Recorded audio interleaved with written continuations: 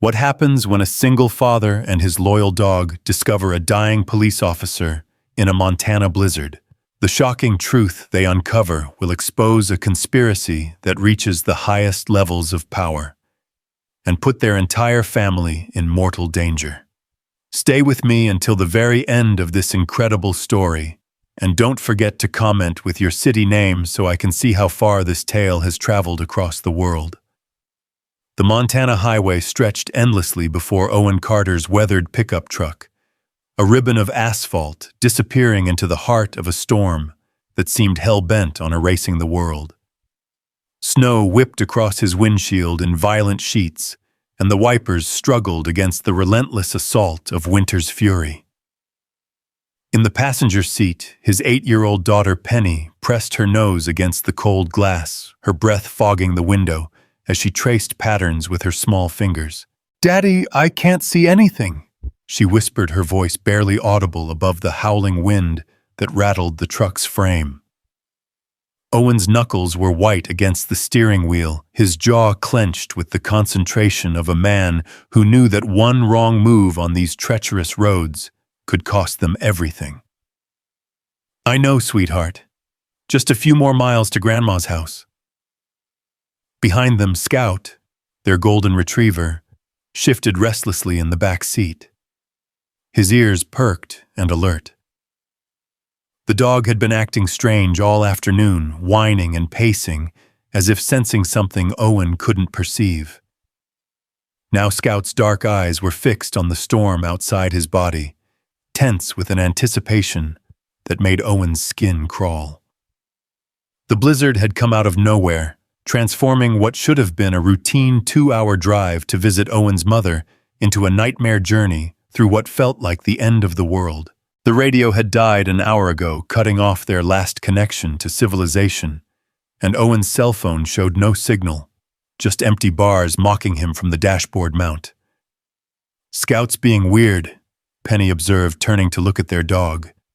"He keeps making that noise." Owen glanced in the rearview mirror and saw Scout's lip curled slightly, not in aggression, but in something else, a kind of focused intensity he'd never seen before. The dog was practically vibrating with tension, his golden coat bristling despite the warmth of the truck's heater. "He probably just doesn't like the storm," Owen replied, though he wasn't entirely convinced. Scout had weathered plenty of Montana winters, and severe weather had never affected him like this. The truck's headlights carved 2 weak cones of light through the swirling snow, illuminating perhaps 10 feet of road ahead. Not nearly enough at the 30 miles per hour Owen was maintaining. Any faster would be suicide on these ice-slicked curves that wound through the mountain passes of Glacier County. Owen Carter was 34 years old, though the lines around his eyes and the premature gray threading through his dark hair made him look older. 2 years ago, cancer had stolen his wife Sarah, leaving him to raise Penny alone while working double shifts at the lumber mill just to keep their heads above water. He was tired, bone-deep, soul-crushing tired, but he was also determined. Penny was all he had left of the woman who'd been his whole world, and he'd move mountains to keep her safe. "Daddy, look." Penny's voice cut through his dark thoughts. Owen followed her pointing finger to see a dim glow off to the right side of the highway. Not the warm yellow of house lights, but something else. Something wrong. "What is that?" Penny pressed her face closer to the window. Before Owen could answer, Scout erupted. The dog's calm demeanor shattered like glass as he began barking frantically, his paws scrambling against the back window, trying to get out. His barks weren't the playful sounds Owen was used to.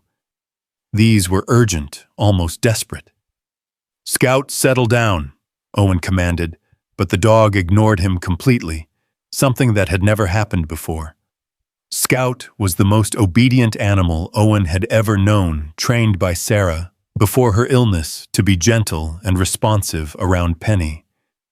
This wild behavior was completely out of character. The strange light flickered again, and Owen realized with growing dread that it wasn't stationary.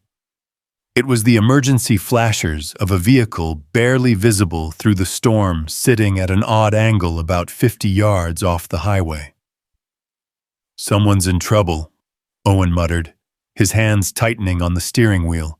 Every instinct screamed at him to keep driving, to get Penny to safety, to not stop in the middle of nowhere during the worst blizzard he'd seen in years. But Sarah's voice echoed in his memory, as clear as if she were sitting beside him. "You can't walk past someone who needs help, Owen. That's not who we are." Scout's barking intensified, and the dog actually threw himself against the back window, hard enough to make the glass rattle. His golden fur was standing on end, and his dark eyes were fixed on that distant flashing light with laser focus. "Daddy Scout wants us to stop," Penny said, her small hand reaching back to touch the frantic dog. "He's trying to tell us something." Owen pulled the truck to the side of the road, his heart hammering against his ribs. The wind immediately grabbed at the vehicle, rocking it back and forth like a toy. Through the passenger window, he could barely make out the shape of what looked like a police cruiser, its front end buried in a snowbank, emergency lights painting the storm in alternating red and blue. "Stay in the truck," he told Penny, firmly grabbing his heavy winter coat from behind the seat. "No matter what happens, you stay right here with the doors locked. If I'm not back in 10 minutes, you call 911 if you get signal." "But Daddy..." "No arguments, Penny. I mean it." Owen opened the door and was immediately assaulted by wind so fierce it nearly knocked him backward. Snow pelted his face like tiny bullets, and the cold was so intense it took his breath away. He pulled his coat tight and started toward the wrecked cruiser, each step a battle against the storm. Behind him, Scout's barking reached a fever pitch, and Owen heard the distinctive sound of the truck's back door opening. He spun around to see the golden retriever leap from the vehicle and bound through the snow toward the crash site, his powerful legs carrying him faster than Owen could manage in the deep drifts. "Scout, no!" Owen shouted, but his words were swallowed by the wind. Penny closed the door. He could see his daughter struggling with the heavy door, her small frame no match for the fierce wind. With a curse that would have earned him a lecture from Sarah, Owen turned and followed Scout's path through the snow, his boots slipping on the hidden ice beneath. The police cruiser was worse than it had appeared from the road. The front end was completely crumpled against a massive pine tree, and spiderweb cracks spread across the windshield. The driver's side door hung open at an unnatural angle, and Owen's blood ran cold when he realized that the red flashing wasn't just from the emergency lights. Some of it was reflecting off something dark and wet in the snow. Scout had reached the vehicle ahead of him, and was now digging frantically in the snow near the open door, his powerful paws sending white powder flying in all directions. The dog's barking had changed to a high-pitched whine, urgent and desperate. "What is it, boy?" Owen gasped as he reached the crash site, his lungs burning from the cold air. That's when he saw her. Half buried in the snow about 10 feet from the cruiser lay a woman in a police uniform, her body twisted at an angle that made Owen's stomach clench. Blood stained the snow around her head, dark and shocking against the pristine white. Her face was pale as death lips already tinged blue from the cold, but as Owen dropped to his knees beside her, he saw the slight rise and fall of her chest. She was alive. Barely. "Jesus." Owen breathed, his training from his volunteer firefighter days kicking in. "Ma'am, can you hear me?" The woman didn't respond, but Scout was beside her now, his warm body pressed against her side, instinctively trying to share his body heat. The dog looked up at Owen with intelligent eyes that seemed to say, "Help her." Owen pulled off his heavy coat and wrapped it around the unconscious officer, then began checking her for injuries. Her badge read Detective R. Brooks, and she appeared to be in her early 30s with short, dark hair matted with blood from a head wound that had already stopped bleeding. Her right arm was bent at an unnatural angle, definitely broken, and her breathing was shallow and rapid. "Detective Brooks."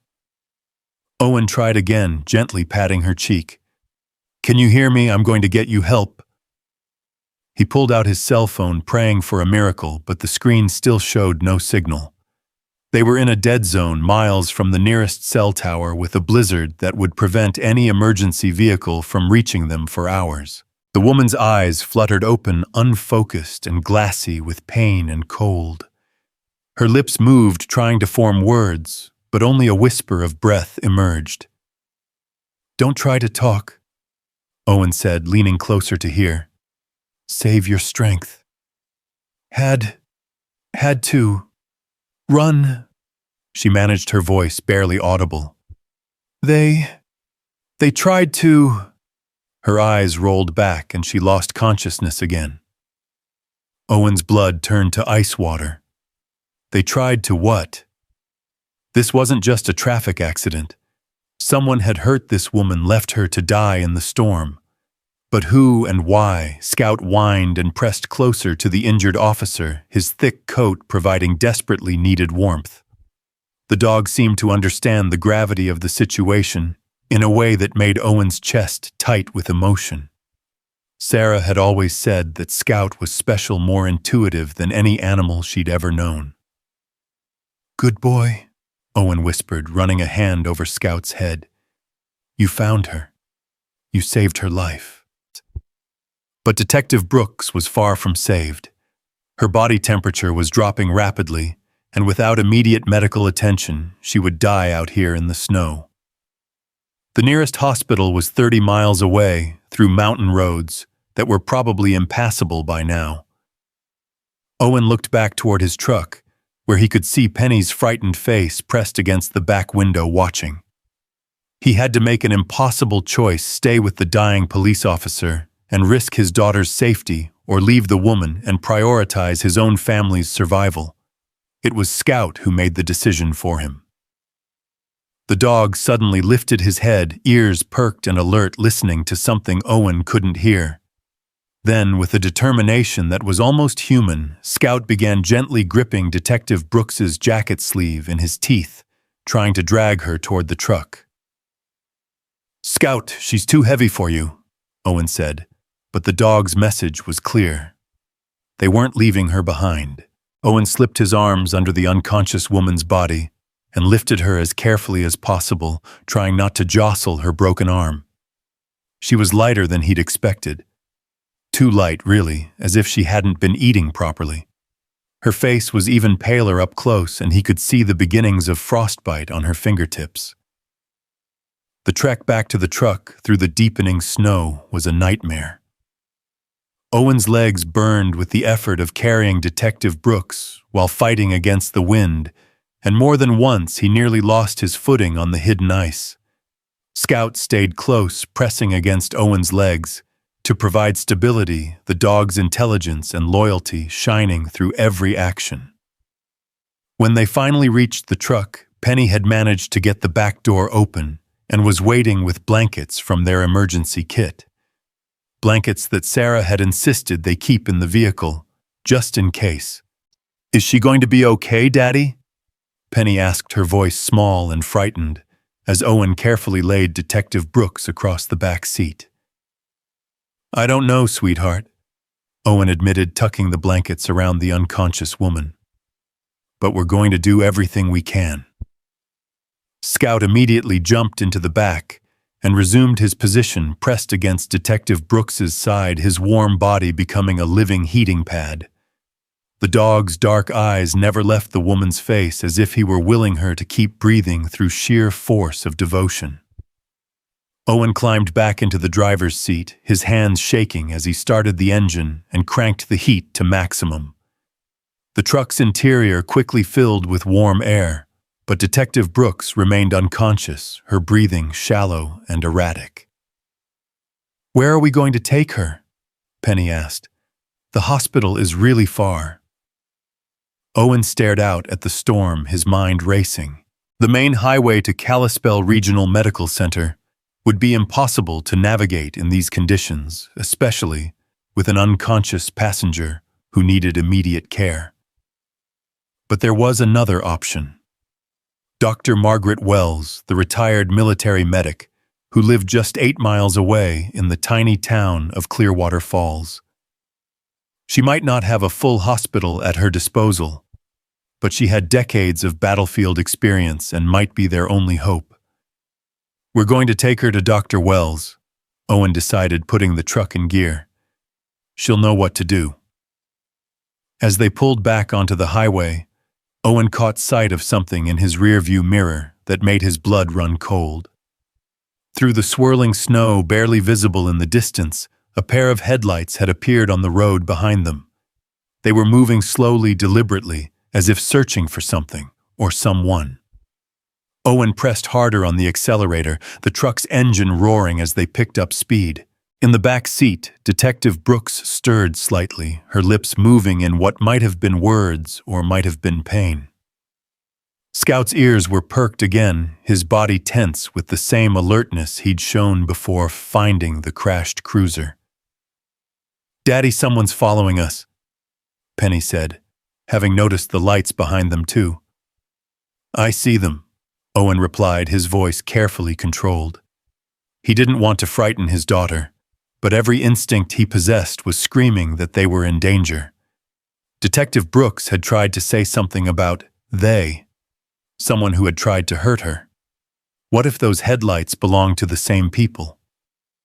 The lights behind them were gaining ground, moving faster than should have been safe on these treacherous roads. Owen pushed the truck harder, the speedometer creeping past 45 miles per hour, which felt like flying in these conditions. The steering wheel shook in his hands as the tires fought for traction on the ice-covered asphalt. Scout suddenly let out a low growl, his hackles rising as he stared out the back window. The dog had never growled at headlights before. But then again, Scout had been acting strangely all evening, as if he could sense threats that Owen couldn't perceive. Detective Brooks's eyes fluttered open again, and this time they were more focused, filled with a desperate urgency that made Owen's heart race. "No," she whispered, trying to sit up despite her injuries. Can't let them." "It's okay," Owen said, glancing at her in the rearview mirror. "You're safe now. We're taking you to get help." But Detective Brooks was shaking her head weakly, her good hand clutching at the blankets. "Not safe. Nowhere safe. They killed him. They killed Tommy." The headlights behind them were getting closer, close enough now that Owen could make out the outline of a large SUV with what looked like light bars mounted on the roof. Not a typical civilian vehicle. This looked official, like law enforcement or emergency services. But if they were the good guys, why was Detective Brooks so terrified? "Who killed Tommy?" Owen asked, dividing his attention between the road ahead and the mirror. "Who's chasing us?" "Henderson." She breathed the name, carried on a breath so quiet, Owen almost missed it. "Sheriff Henderson. Can't trust anyone." The pieces clicked together in Owen's mind with sickening clarity. Detective Brooks wasn't just injured. She was running from her own department. And if Sheriff Henderson was involved, then the SUV behind them wasn't coming to help. They were being hunted. Owen made a split-second decision that would change all their lives forever.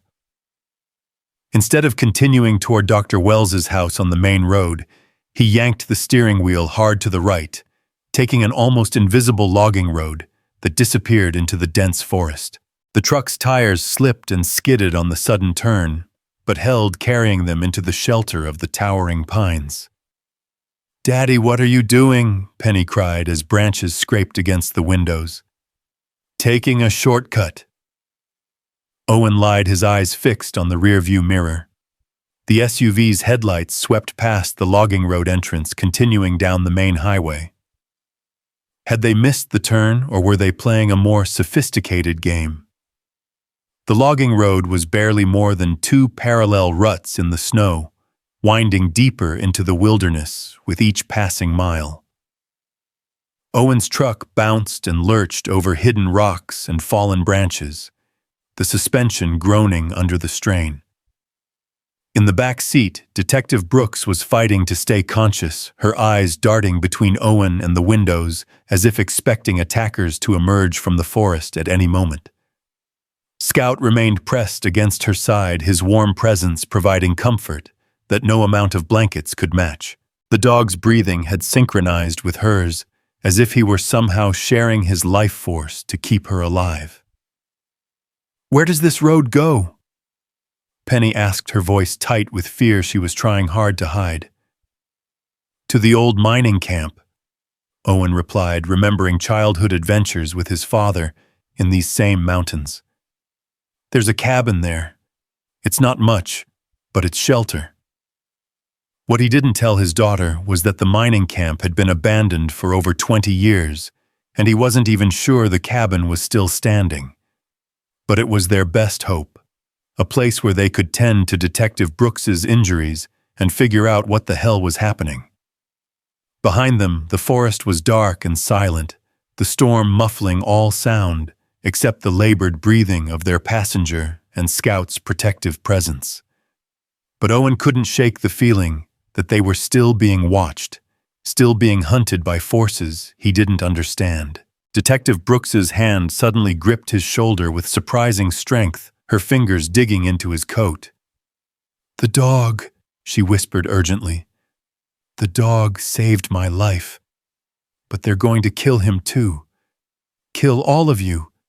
If you don't get away from me." "Nobody's going to hurt Scout," Owen said firmly. "Or Penny. Or you. I promise."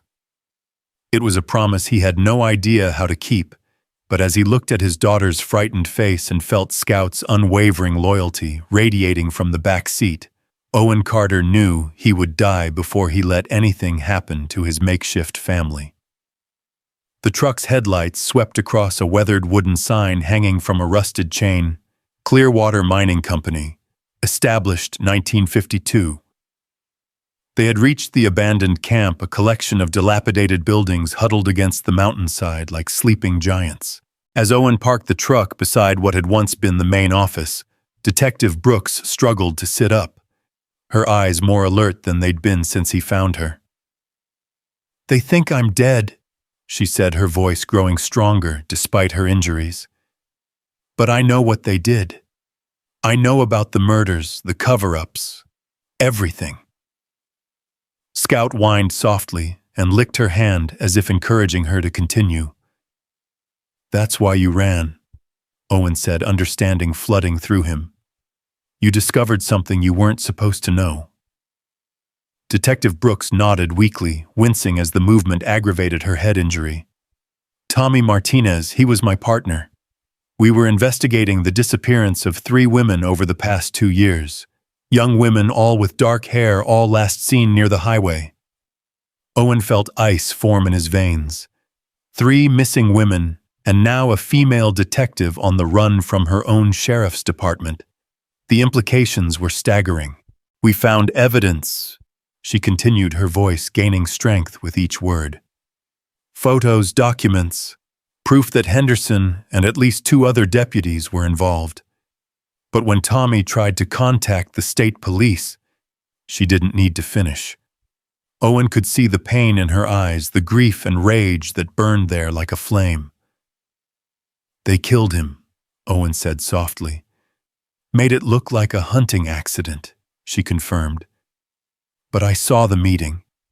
I heard them planning to get rid of the evidence. To get rid of me." Scout suddenly raised his head, ears perked and alert. A moment later, Owen heard it too, the distant sound of engines, multiple vehicles approaching through the forest. They had been found. Detective Brooks struggled to sit up straighter, her good hand moving instinctively toward where her service weapon should have been. But her holster was empty, probably lost in the crash or taken by her attackers. "We have to run," she said urgently. "They can't find the evidence I hid. If they get their hands on it, those women will never get justice." Owen looked at his daughter, at Scout, at the injured woman who had stumbled into their lives and turned everything upside down. 2 hours ago, his biggest worry had been getting Penny safely to her grandmother's house. Now they were fugitives running from corrupt law enforcement through a blizzard with a federal case's worth of evidence hidden somewhere in the wilderness. The sound of engines was getting closer, and through the storm, Owen could see the first flicker of headlights cutting through the trees. "Where's the evidence?" he asked. Detective Brooks smiled grimly, reaching into her jacket pocket to pull out a small waterproof container. "Right here. Photos, audio recordings, bank account numbers. Everything needed to bring down Henderson and his crew." Scout barked once, sharp and urgent, his eyes fixed on the approaching lights. The dog's message was clear: time to go. Owen made another split-second decision that would define the rest of their lives. He grabbed the container from Detective Brooks, stuffing it deep into his own pocket. "Then we run," he said simply. "All of us. Together." As the first SUV broke through the tree line, its spotlight sweeping across the abandoned mining camp, Owen Carter helped Detective Rachel Brooks out of the truck and into the storm with Scout leading the way, and Penny's small hand clasped tightly in his own. They disappeared into the wilderness just as the first shots rang out behind them, the sound echoing through the mountains like thunder. The hunt had begun in earnest, but Owen Carter was no longer just a single father trying to keep his family safe. He was a man with evidence that could bring down a conspiracy, a woman whose courage had already cost her everything, a daughter whose innocence was being stripped away by the harsh realities of the world, and a golden retriever whose loyalty would prove to be their greatest asset. Behind them, the abandoned mining camp erupted in chaos, as armed figures in tactical gear swarmed through the buildings, searching for evidence that was no longer there. Sheriff Henderson's voice could be heard above the wind, shouting orders with the desperation of a man whose carefully constructed world was falling apart. But Owen and his unlikely family were already gone, swallowed by the storm and the endless Montana wilderness, carrying with them the key to justice and the hope that sometimes, against all odds, the good guys really can win. The forest swallowed them whole, ancient pines, standing like sentinels against the storm, as Owen led his unlikely family deeper into the wilderness. Snow crunched beneath their feet, each step a small avalanche that threatened to give away their position to the hunters behind them. Detective Brooks leaned heavily against Owen's shoulder, her broken arm cradled against her chest, but her eyes remained sharp and alert, despite the pain that must have been coursing through her body. Scout padded silently ahead, his golden coat dusted with snow, pausing every few yards to ensure they were still following. The dog's instincts were proving invaluable. More than once, he'd steered them away from areas where the snow was too deep or the terrain too treacherous for their injured companion. "Daddy, I'm scared," Penny whispered, her small voice barely audible above the howling wind. Owen squeezed his daughter's hand reassuringly. "I know, sweetheart, but we're going to be okay. Scout's taking good care of us." Behind them, the lights from the mining camp grew fainter with each step, but Owen could still hear the distant sound of voices shouting orders through the storm.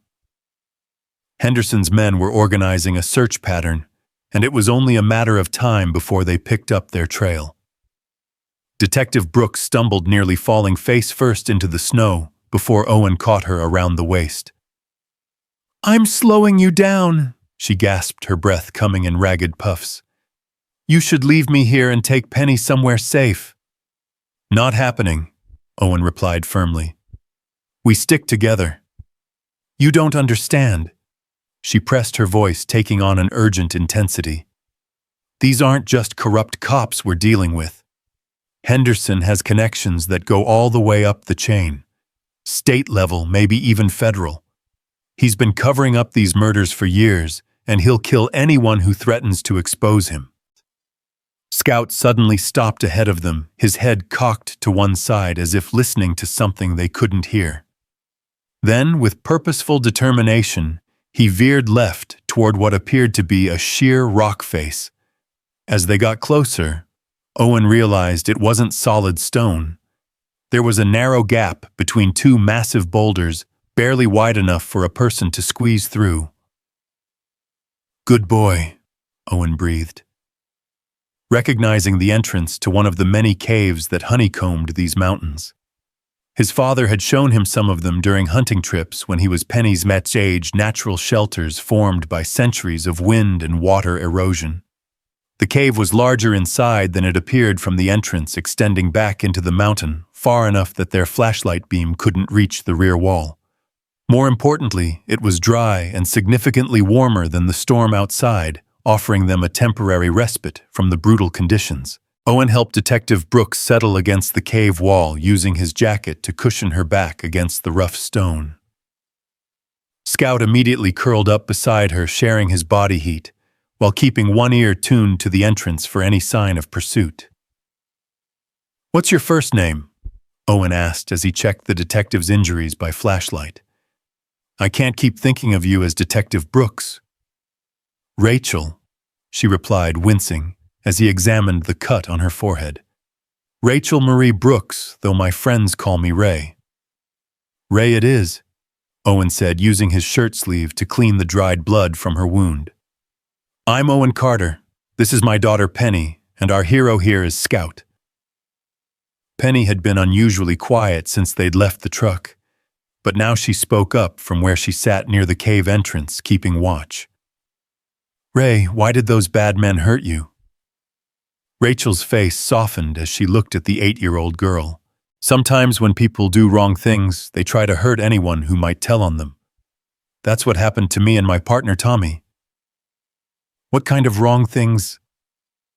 Penny pressed her natural curiosity, overcoming her fear. Rachel glanced at Owen, who nodded slightly. His daughter had already seen too much tonight. She deserved to understand what they were running from. 3 young women disappeared over the past 2 years, Rachel explained gently. They were all around the same age, all had dark hair like yours, Penny. Tommy and I were trying to find out what happened to them. "And you think Sheriff Henderson was involved?" Owen asked. Rachel reached into her jacket pocket and pulled out a small digital recorder, its red light blinking to indicate it was still functioning, despite everything she'd been through. "I don't think... I know. This contains a recording of Henderson and 2 of his deputies discussing how to dispose of evidence. They mentioned burial sites payoffs to keep witnesses quiet, even plans to frame someone else for the crimes." The sound of distant voices echoed off the mountain walls, still far away but getting closer. Scout's ears perked up and he let out a low growl that barely qualified as sound. "They're following our tracks in the snow." Owen realized his heart sinking. "Even in this storm, they'll be able to trace us here eventually." "Then we keep moving," Rachel said, struggling to stand despite her injuries. "I know these mountains. There's an old ranger station about 2 miles northeast of here. It's been abandoned for years, but it might have supplies we can use." Owen helped her to her feet, noting how pale she'd become. She was pushing herself beyond her physical limits, driven by determination and the knowledge that stopping meant death for all of them. "Can you make it 2 more miles?" he asked quietly. "I have to," she replied simply. "Those women deserve justice and you and Penny deserve to live. That's all the motivation I need." They left the cave reluctantly, stepping back into the storm that seemed to have intensified during their brief rest. The wind was fierce enough to knock Penny off her feet, forcing Owen to carry her while still supporting Rachel. Scout ranged ahead, his thick coat providing protection against the elements as he searched for the safest path through the treacherous terrain. The voices behind them were definitely getting closer now, accompanied by the beams of high-powered flashlights that swept back and forth across the forest floor. Henderson's men were experienced hunters and trackers. It was only the severity of the storm that had prevented them from closing the gap already. "Owen." Rachel gasped as they navigated around a fallen tree that blocked their path. If something happens to me, you have to promise you'll get that evidence to someone who can use it. There's a federal agent named Sarah Chen in Billings. She's been investigating corruption in rural sheriff's departments. She's the only one I trust. Nothing's going to happen to you, Owen replied, though he wasn't sure he believed his own words. Rachel was deteriorating rapidly, her breathing becoming more labored with each step. Penny looked back at the pursuing lights with wide, frightened eyes. "Daddy, what if they catch us?" Before Owen could answer, Scout suddenly barked. Not his usual warning bark, but something different. Excited. Happy even. The dog had stopped near a cluster of pine trees that looked identical to hundreds of others they'd passed. But as they approached, Owen realized what Scout had found. Hidden among the trees was a small log cabin so weathered and overgrown that it was nearly invisible until you were right on top of it. This wasn't the ranger station Rachel had mentioned. This was something else entirely. Something older and more isolated. "I know this place." Rachel breathed, recognition dawning in her eyes. "This is where Tommy and I found the first piece of evidence. One of Henderson's victims managed to escape and hide here before she died. We found her journal."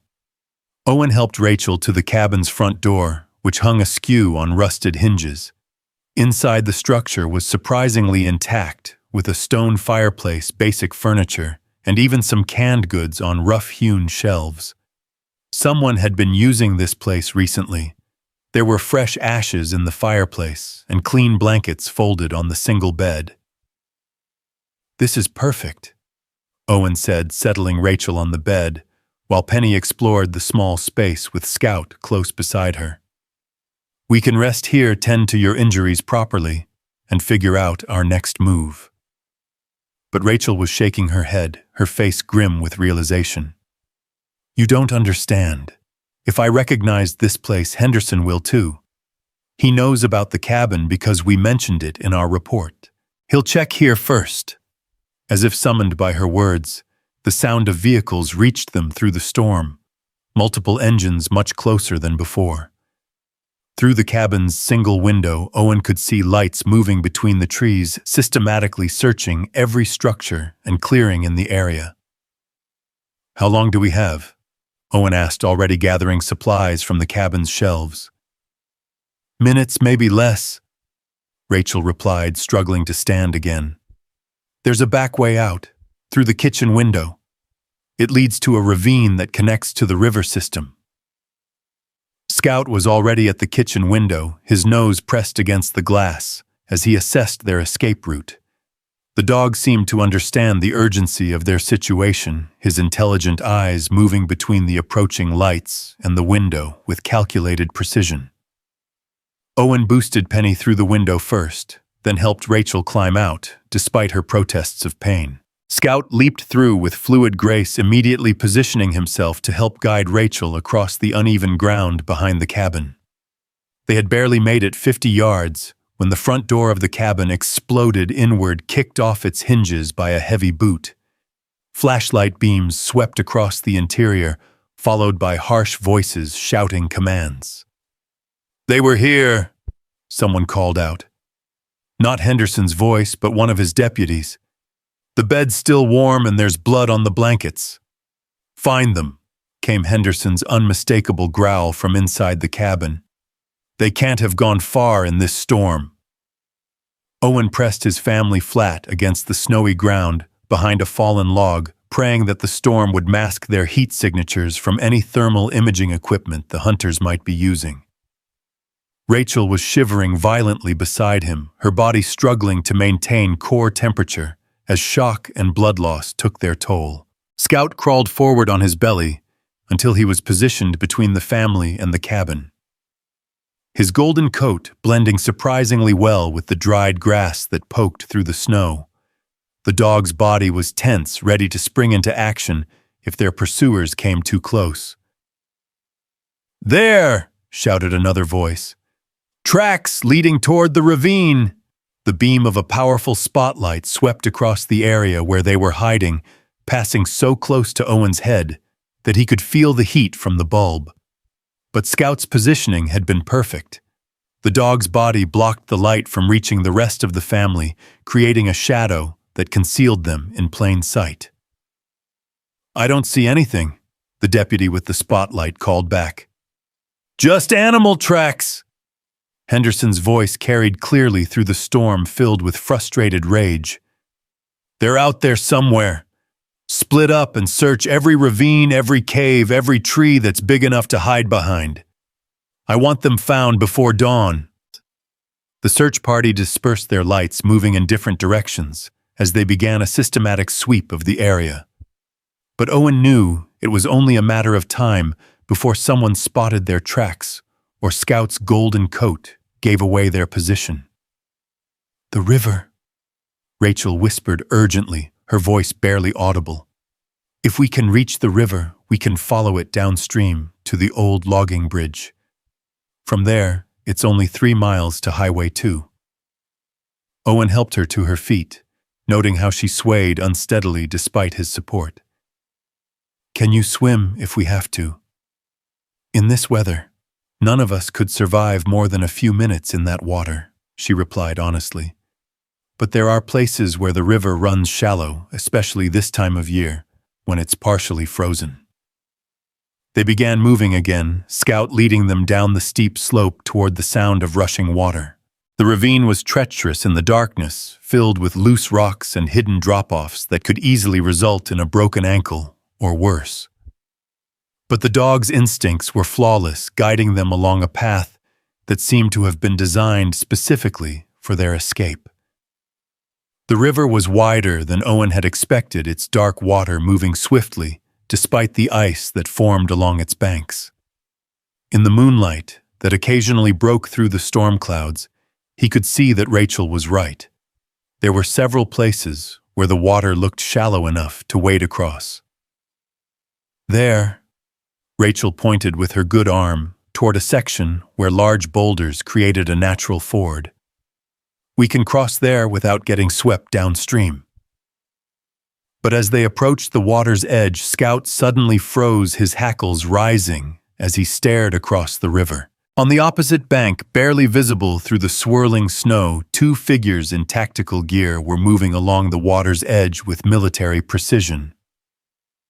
"They're flanking us," Owen realized with growing dread. Henderson split his forces, some to track us from behind, others to cut off our escape routes. Rachel pulled the small digital recorder from her jacket and pressed it into Owen's hands. "Take this and go. Wade downstream to the logging bridge, then follow Highway 2 to the truck stop at mile marker 47. There's a payphone there. Call Agent Chen in Billings and tell her what happened." "I'm not leaving you," Owen said firmly. "You have to," she insisted, her eyes fierce despite her weakening condition.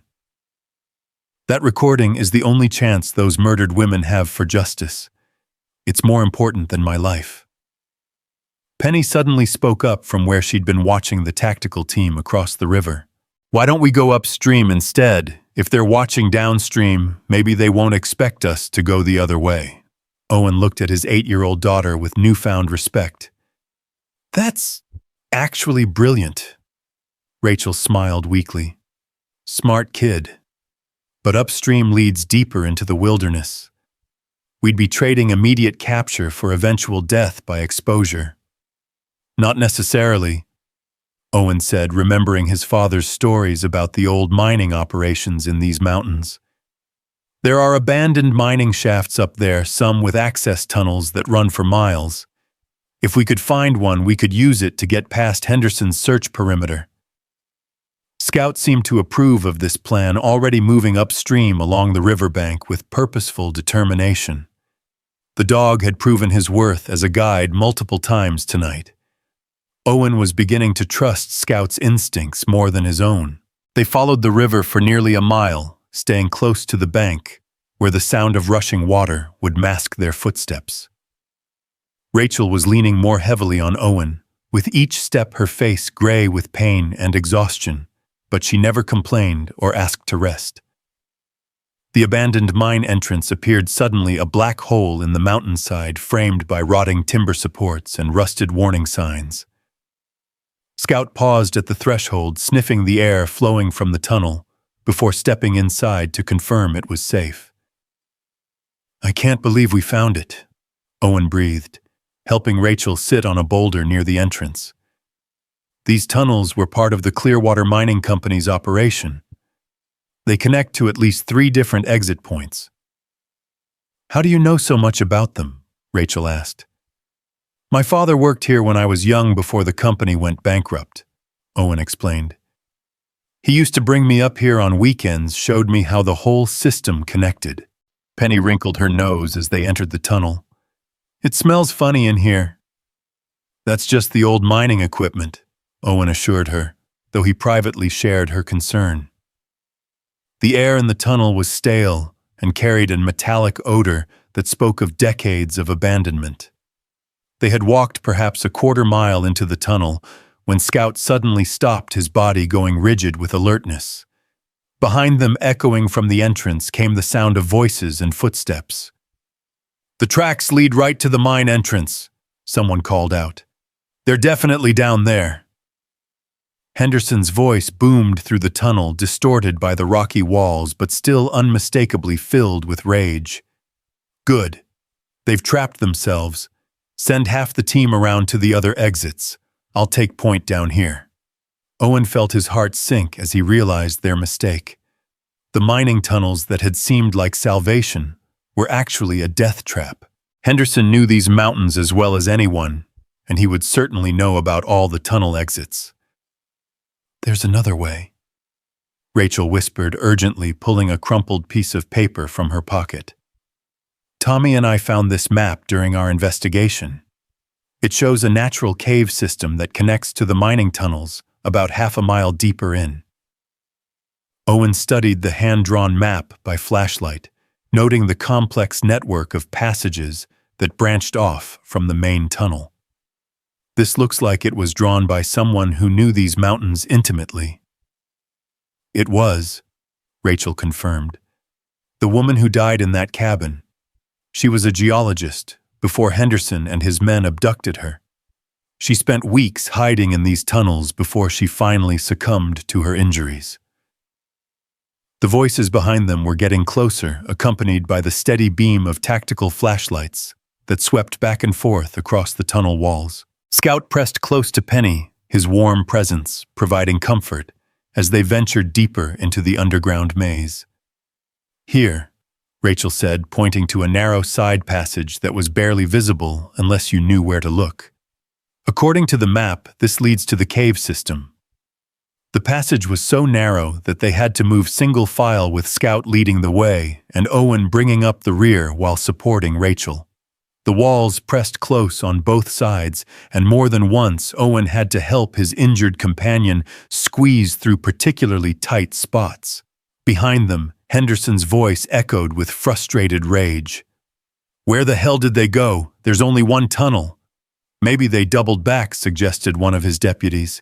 "Impossible. We would have seen them. Keep searching. There has to be another passage." The narrow corridor opened abruptly into a vast underground cavern, its ceiling disappearing into darkness above their heads. Stalactites hung like ancient teeth, and somewhere in the distance they could hear the sound of underground water flowing through hidden channels. "My God," Rachel breathed, her voice filled with awe, despite their desperate circumstances. "It's beautiful." Scout was already exploring the cavern's perimeter, his nose working to identify the various scents and sounds that filled the space. Suddenly, he barked once. Not a warning this time, but excitement. He had found something. Following the dog's lead, they discovered that the cavern contained several passages leading in different directions. According to Rachel's map, one of them should connect to a cave system that emerged near Highway 2, miles from where Henderson's men were searching. "That one," Owen said, pointing to a passage that matched the description on the map. "It should take us under the mountain and come out near Glacier Creek." They had been walking through the cave system for what felt like hours, when Penny finally voiced what Owen had been thinking. "Daddy, are we lost?" Owen looked at the map again, trying to match their current location with the crude drawings and notations. The truth was, he wasn't entirely certain where they were, but admitting that would only frighten his daughter more. "We're not lost," he said carefully. "We're just taking a longer route than expected." Rachel stumbled and nearly fell, saved only by Owen's quick reflexes. She was clearly reaching the end of her physical reserves, her face pale and her breathing labored. "I need to rest," she admitted reluctantly. "Just for a few minutes." They found a relatively comfortable spot where the cave widened enough for them to sit down. Scout immediately curled up next to Rachel, sharing his warmth, while keeping his senses alert for any sign of danger. "Tell me about your wife," Rachel said quietly, noting the wedding ring that Owen still wore despite Sarah's death 2 years ago. Owen's face softened as he looked at Penny, who had fallen asleep against his shoulder. Sarah was everything. A teacher, an artist, the kind of person who could find beauty in anything. She's the one who trained Scout, actually. Said every family needed a guardian angel, even if it came with 4 legs and a tendency to steal food off the counter. "She sounds wonderful," Rachel said.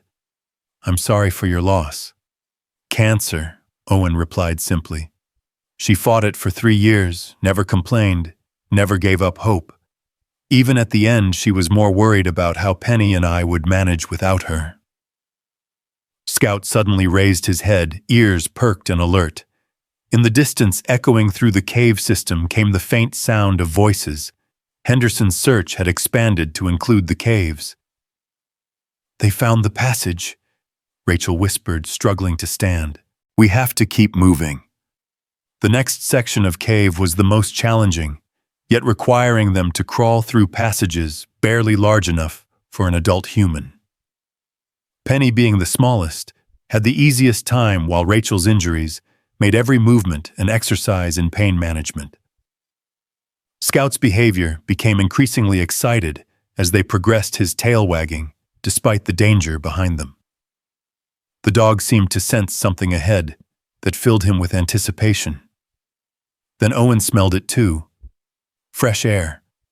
Real, honest-to-goodness outdoor air flowing through the cave system from somewhere ahead.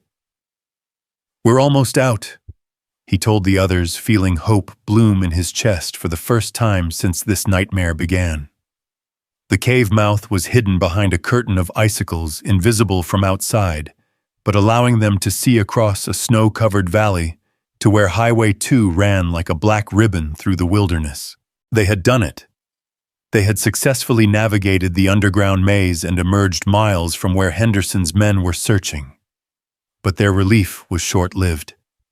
As they prepared to leave the cave, Rachel collapsed completely, her body finally succumbing to blood loss and exhaustion.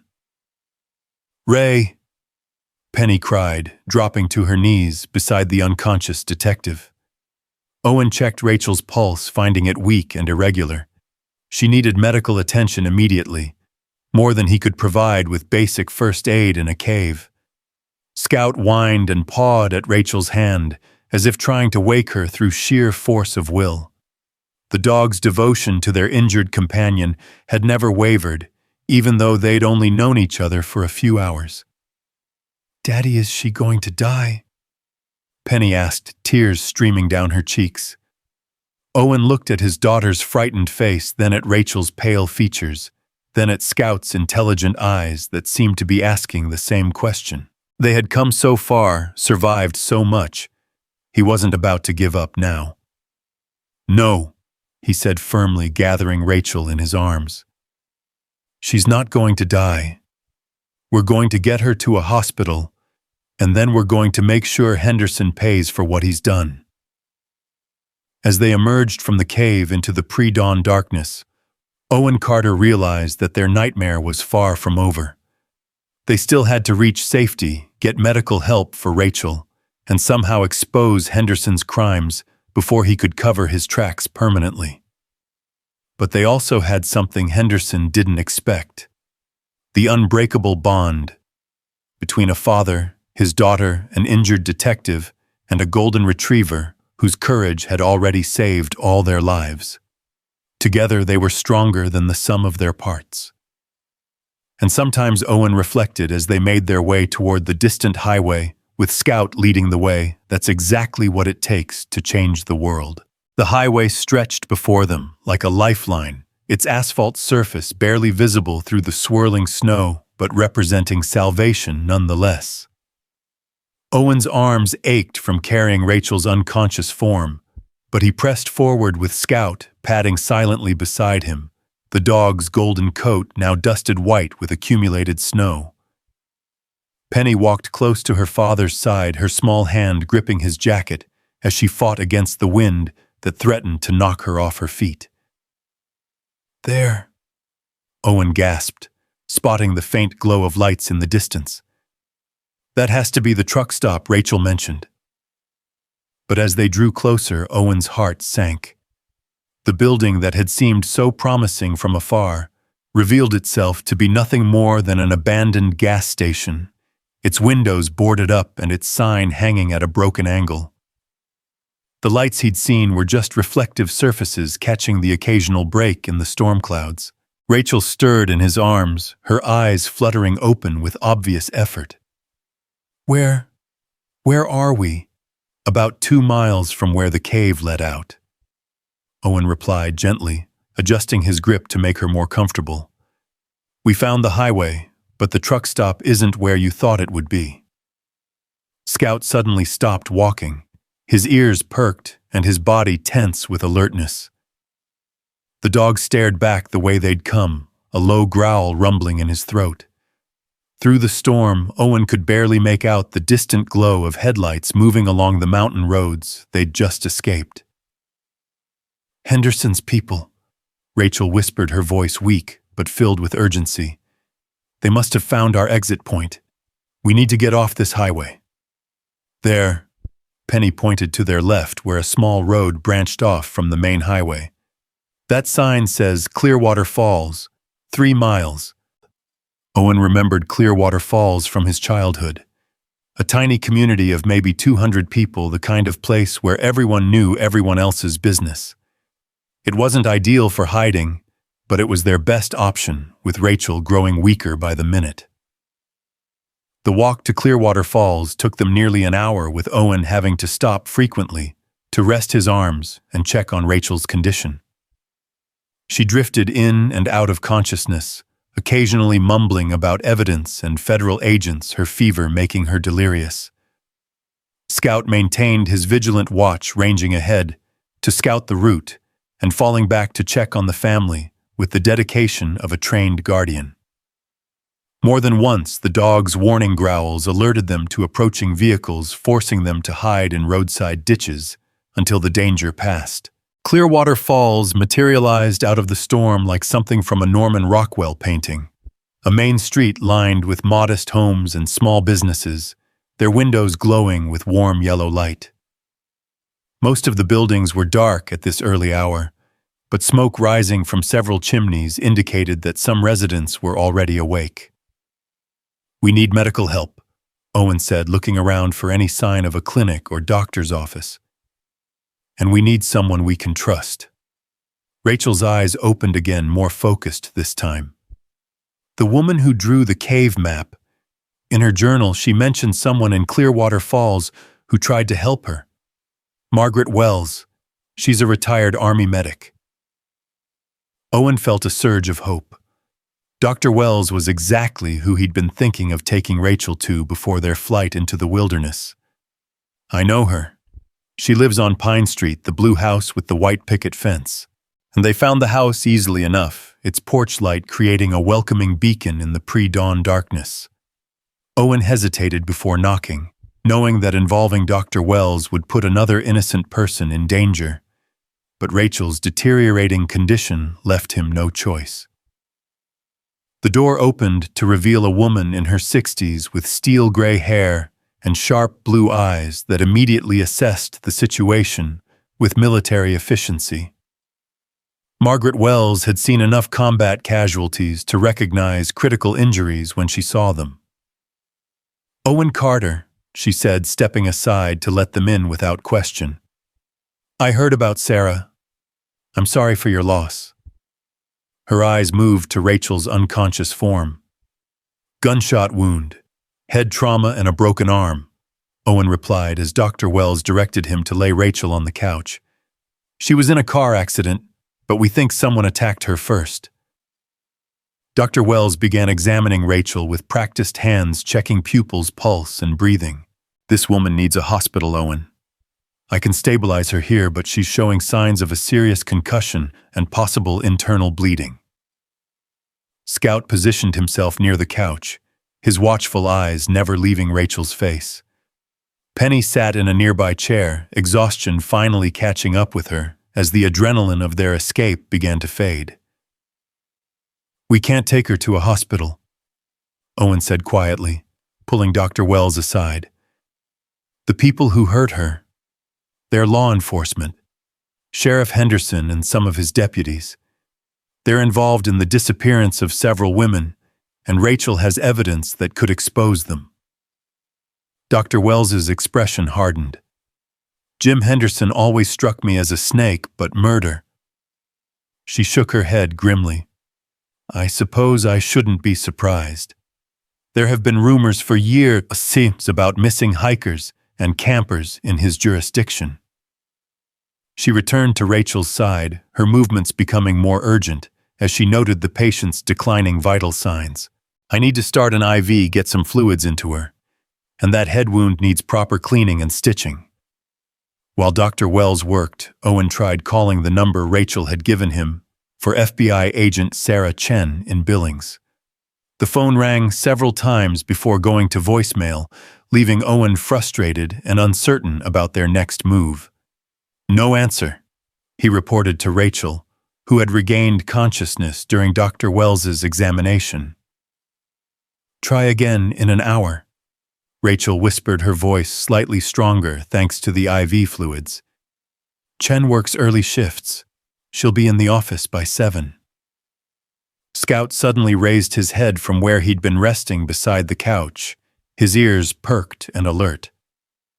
Through the front window, Owen could see the sweep of headlights as a vehicle moved slowly down Pine Street, its occupants clearly searching for something. "They found us," Owen said, his heart racing as he recognized the outline of Henderson's SUV. Wells moved with surprising speed for someone her age, switching off the front porch light and closing the curtains. "There's a storm cellar out back," she said quietly. "You can hide there until they move on." But Rachel was shaking her head weakly. "They'll search every building in town eventually. We need to keep moving." "In your condition, absolutely not," Dr. Wells replied firmly. "You'll be dead within hours if you don't get proper rest." The SUV had stopped in front of the house, its engine idling, as the occupants conducted surveillance. Owen could see at least 2 figures inside their silhouettes, backlit by the vehicle's interior lights. "There's another option," Dr. Wells said thoughtfully. "My nephew Tommy runs a freight operation out of Kalispell. He's got trucks coming through here around dawn to pick up lumber shipments. If you could get aboard one of his rigs—" "That's too dangerous," Owen protested. "If Henderson's people are watching the roads, they're watching for a man, a woman, a child, and a dog traveling together," Dr. Wells interrupted.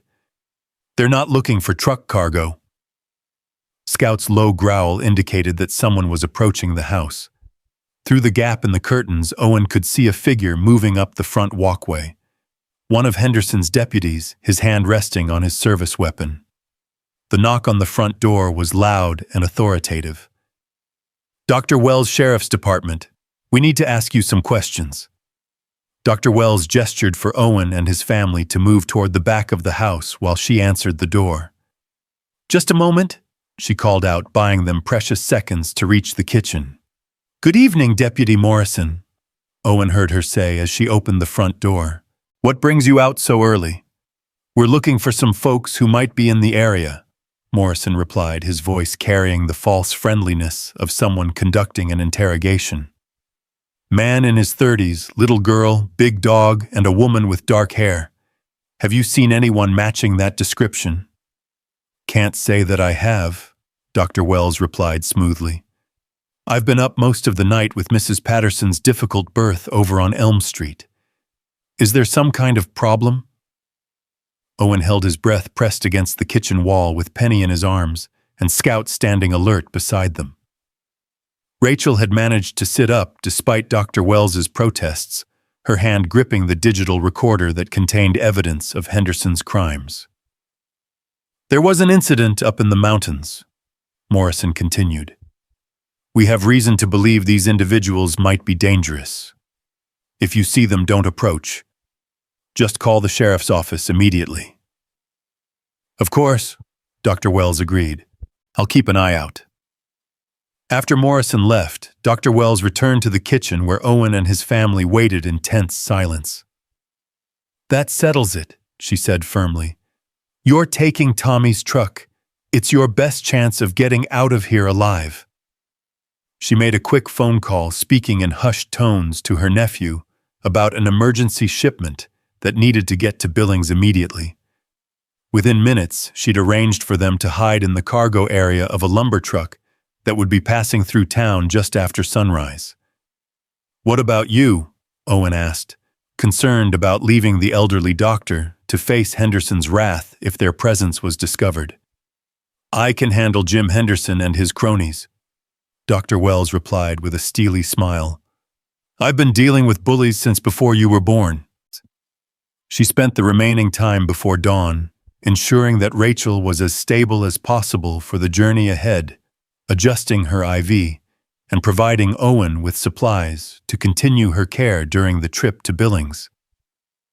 This recorder, Rachel said, pressing the device into Owen's hands with shaking fingers. If something happens to me, make sure Agent Chen gets it. The access code is Tommy's badge number. He told me it was 22847. Scout seemed to sense the gravity of the moment, pressing close to Rachel and licking her hand gently.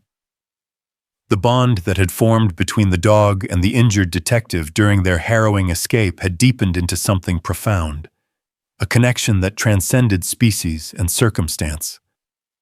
The rumble of a heavy diesel engine announced the arrival of Tommy Wells's lumber truck, just as the first pale light of dawn began to penetrate the storm clouds. The vehicle was massive, its cargo area filled with stacks of cut timber secured by heavy chains and tarps. Tommy Wells proved to be a younger version of his aunt, compact, efficient, and unafraid of authority figures who might question his actions. Aunt Maggie says you folks need a ride to Billings, he said simply. No questions asked. He'd prepared a hidden space among the lumber stacks, complete with blankets and a thermos of hot coffee. It wasn't comfortable, but it would keep them concealed during the 3-hour journey to the federal building in Billings. I can't thank you enough, Owen said, as he helped Rachel into their makeshift hiding place. Thank me by staying alive and putting Henderson behind bars. Dr. Wells replied, her expression grim.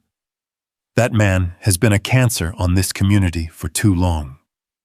Scout jumped into the cargo area with practiced ease, immediately positioning himself to provide warmth and comfort to Rachel during the journey.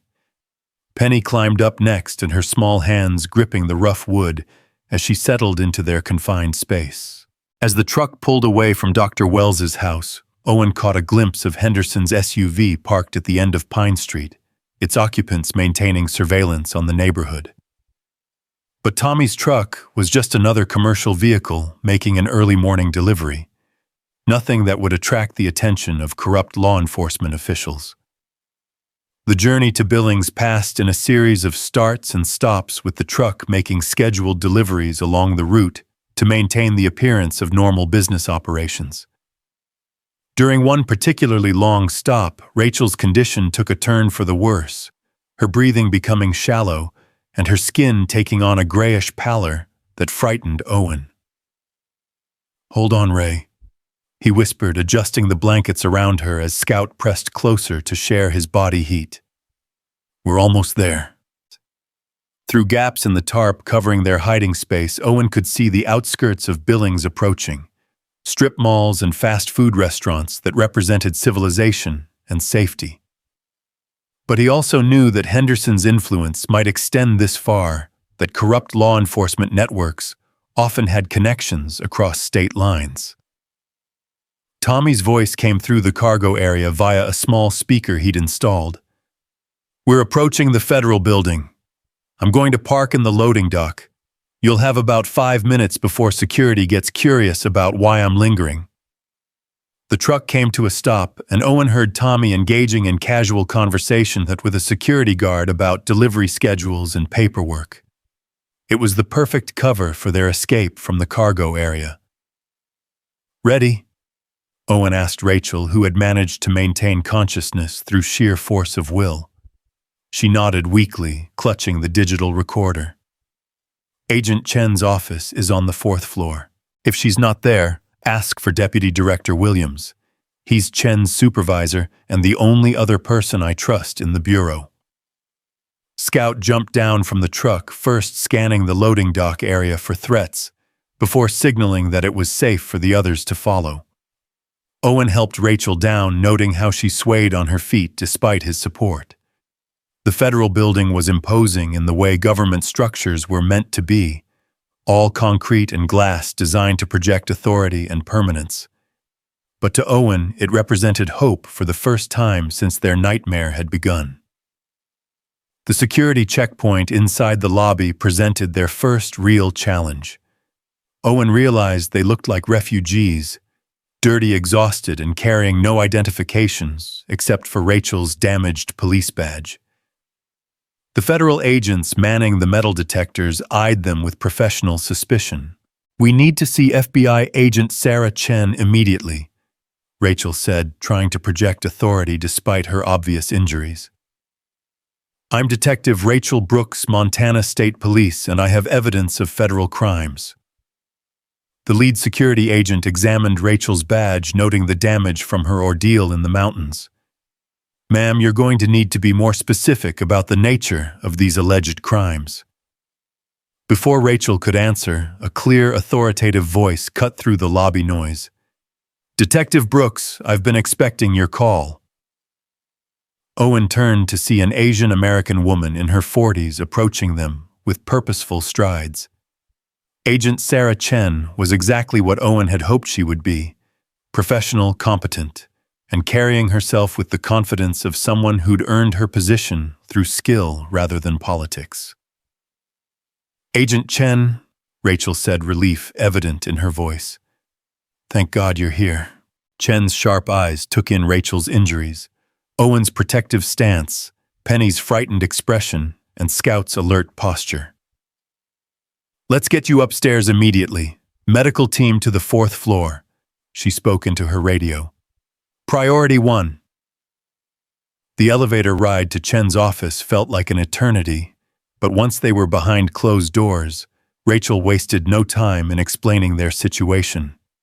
She handed over the digital recorder with trembling fingers, her voice growing stronger as she detailed Henderson's crimes and the evidence she and Tommy Martinez had gathered.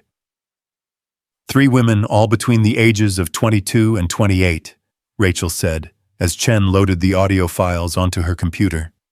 Jessica Winters, Maria Santos, and Carla Thompson. Henderson and at least 2 of his deputies were involved in their abductions and murders. Chen's expression grew grimmer as she listened to the recordings, her fingers flying over the keyboard as she cross-referenced the information with existing federal databases. These voice patterns match recordings we have from other investigations, she said. Henderson has been on our radar for possible corruption, but we never had enough evidence to move forward. Scout had positioned himself near Rachel's chair, his presence providing comfort, as federal medics examined her injuries and started a fresh IV. The dog's loyalty had never wavered during their ordeal, and Owen could saw that Rachel drew strength from the animal's unwavering devotion. There's more, Rachel continued, pulling additional items from her jacket pockets. Bank account numbers, photographs of the burial sites, even communications between Henderson and someone he calls the senator. Chen's eyes widened as she examined the photographs. Detective Brooks, do you realize what you've uncovered here? This isn't just a local corruption case. This appears to be part of a much larger criminal network. Through Chen's office window, Owen could see buildings stretching out below them, a city going about its normal business, while unaware of the drama playing out in the federal building. But he also noticed something that made his blood run cold. A familiar SUV parked across the street, its occupants maintaining surveillance on the building's entrances. Agent Chen, Owen said quietly, pointing toward the window. Henderson's people found us. Chen followed his gaze and immediately reached for her radio. Security, this is Agent Chen Min. I need a team to investigate a suspicious vehicle parked on North 27th Street. Possible surveillance of federal property. But even as she spoke, the SUV was pulling away, its occupants having accomplished their mission of confirming that Owen and Rachel had reached federal authorities. The real question was what Henderson would do with that information. He's going to run, Rachel said, her voice filled with urgency despite her weakening condition. Henderson knows we're here, which means he'll start destroying evidence and eliminating witnesses. We have maybe hours before he disappears completely. Chen was already coordinating with other federal agencies, her phone calls setting in motion a complex operation to apprehend Henderson and his accomplices before they could flee or destroy crucial evidence. But Owen could see the doubt in her eyes, the knowledge that corrupt law enforcement officials had resources and connections that made them formidable opponents.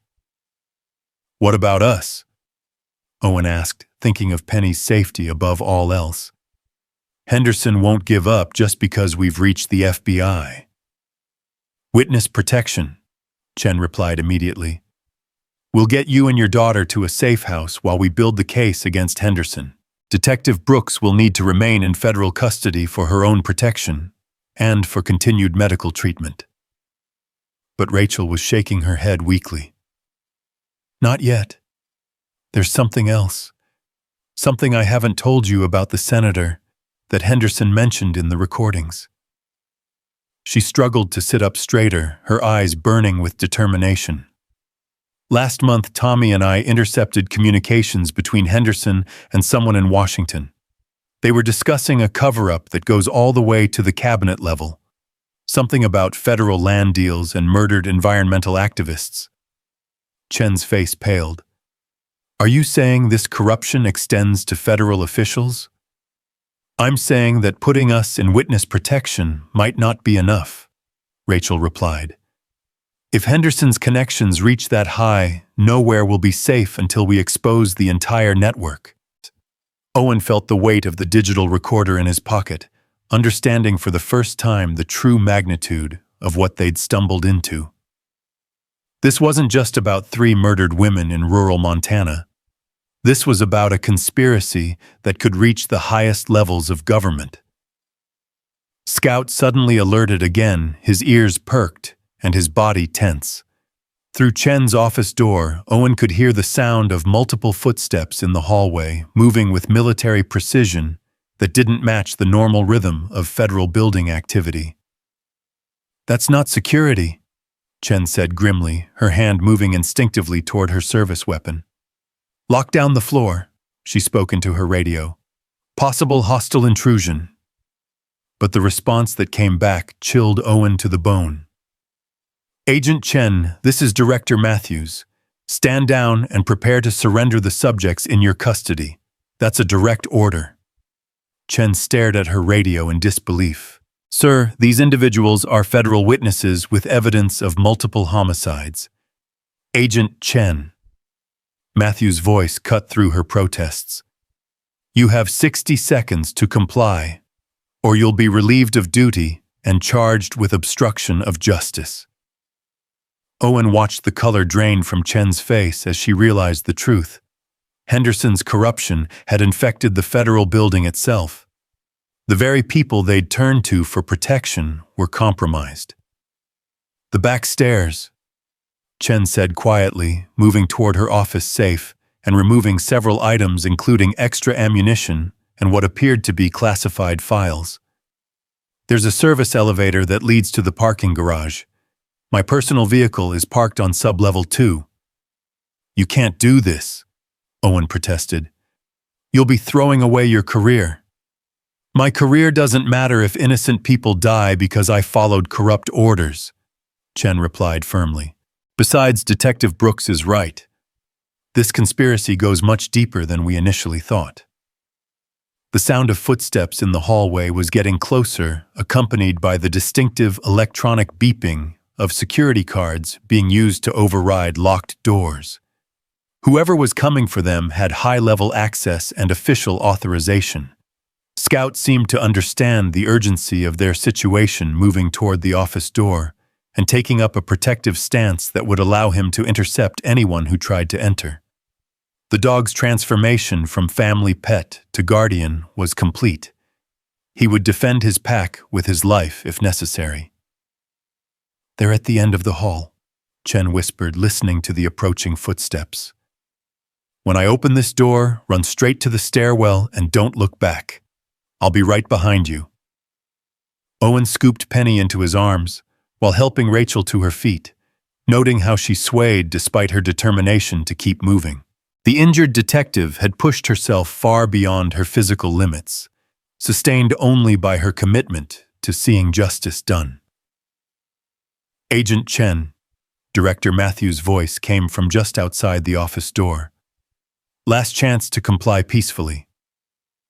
Chen looked at Owen, Rachel, and Penny with an expression that mixed apology with fierce determination. "Whatever happens next, remember that not everyone in law enforcement is corrupt. There are still people willing to fight for what's right." She yanked open the office door and immediately fired 2 shots down the hallway, not to kill, but to create chaos and confusion. "Go!" she shouted, pushing Owen and his family toward the back stairs. The stairwell erupted in noise as federal agents responded to the gunfire, their shouts and running footsteps echoing off the concrete walls. But Chen's distraction had worked.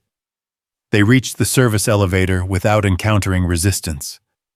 "Sub-level 2, Chen gasped as the elevator descended. "Black sedan license plate Alpha Charlie 779. Rachel's condition was deteriorating rapidly, the stress and physical exertion taking a terrible toll on her already fragile state.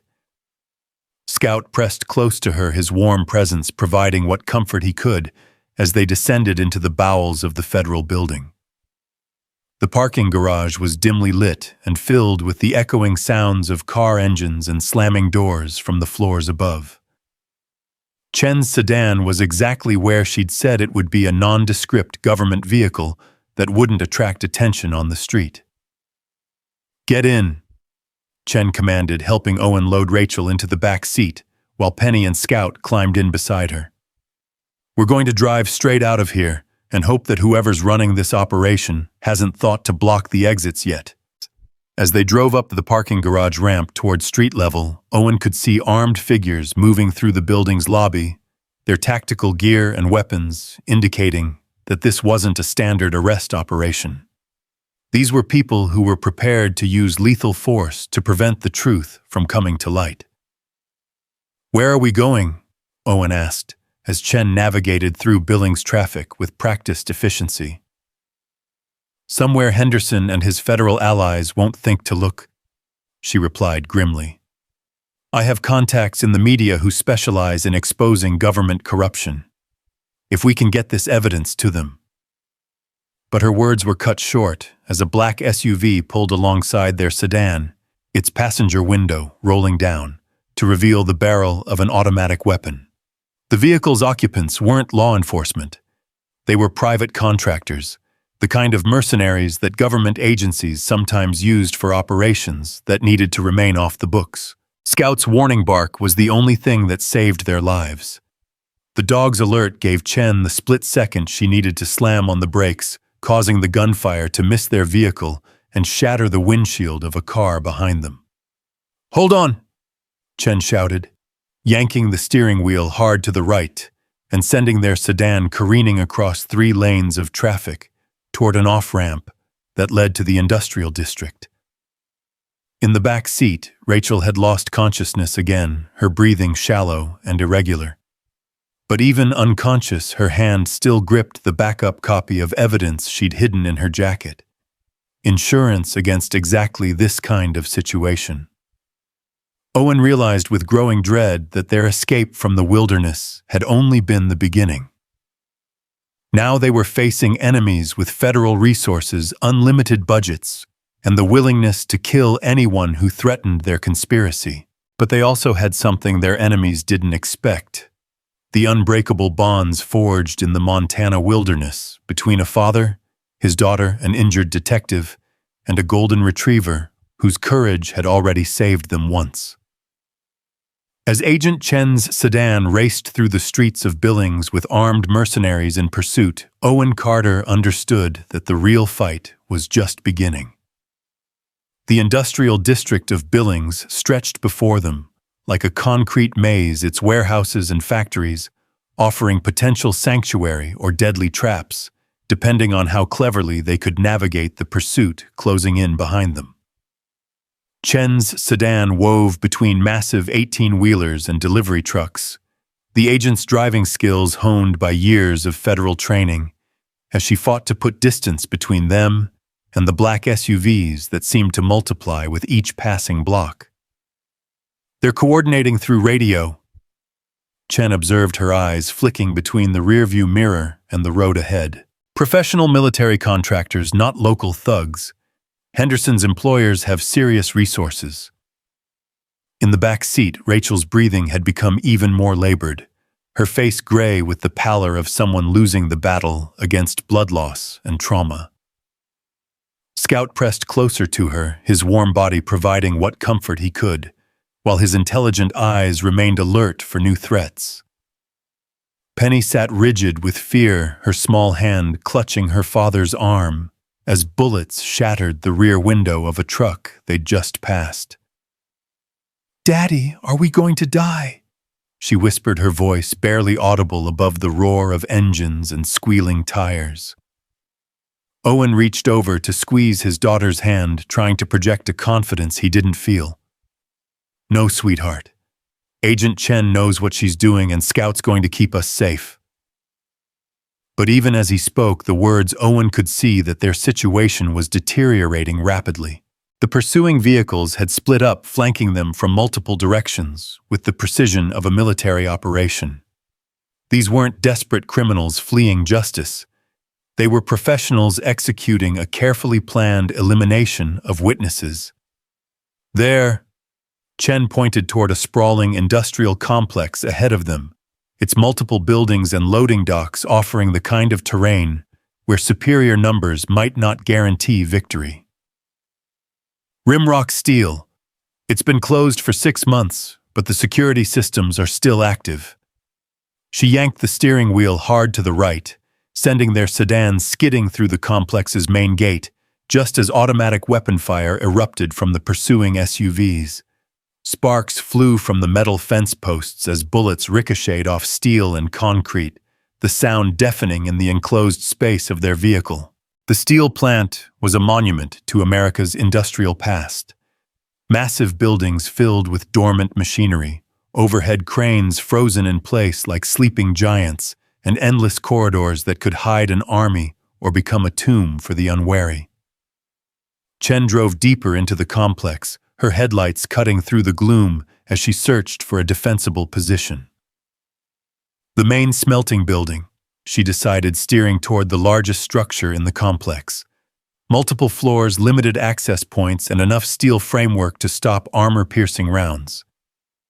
They abandoned the sedan at the building's loading dock, Chen helping Owen carry Rachel, while Scout and Penny stayed close behind. The detective was barely conscious now, her head lolling against Owen's shoulder as he struggled to support her weight, while climbing the metal stairs that led into the building's interior. The smelting floor was a cathedral of industrial architecture, its ceiling disappearing into shadows 40 feet above their heads. Massive furnaces sat cold and silent, their mouths dark and empty, while overhead conveyor systems created a maze of potential hiding places and escape routes. Up there, Chen pointed to a control booth elevated 20 feet above the main floor, its reinforced windows providing clear sight lines in all directions. If we can reach that position, we'll have the tactical advantage. But Scout was already alerting to new dangers, his hackles rising as the sound of diesel engines echoed through the complex. Their pursuers had arrived in force, not just the original SUVs, but additional vehicles carrying what sounded like a small army of mercenaries. "How many people are we talking about?" Owen asked as he helped Chen carry Rachel up the narrow staircase to the control booth. "Too many," she replied grimly, checking her service weapon and the extra ammunition she'd grabbed from her office. "But they'll have to come at us through limited access points, which evens the odds somewhat." The control booth was exactly what they needed, a fortified position with excellent visibility and multiple escape routes through the overhead walkway system. Chen immediately began positioning equipment to create makeshift barriers while Owen settled Rachel on a cushioned chair from the supervisor's desk.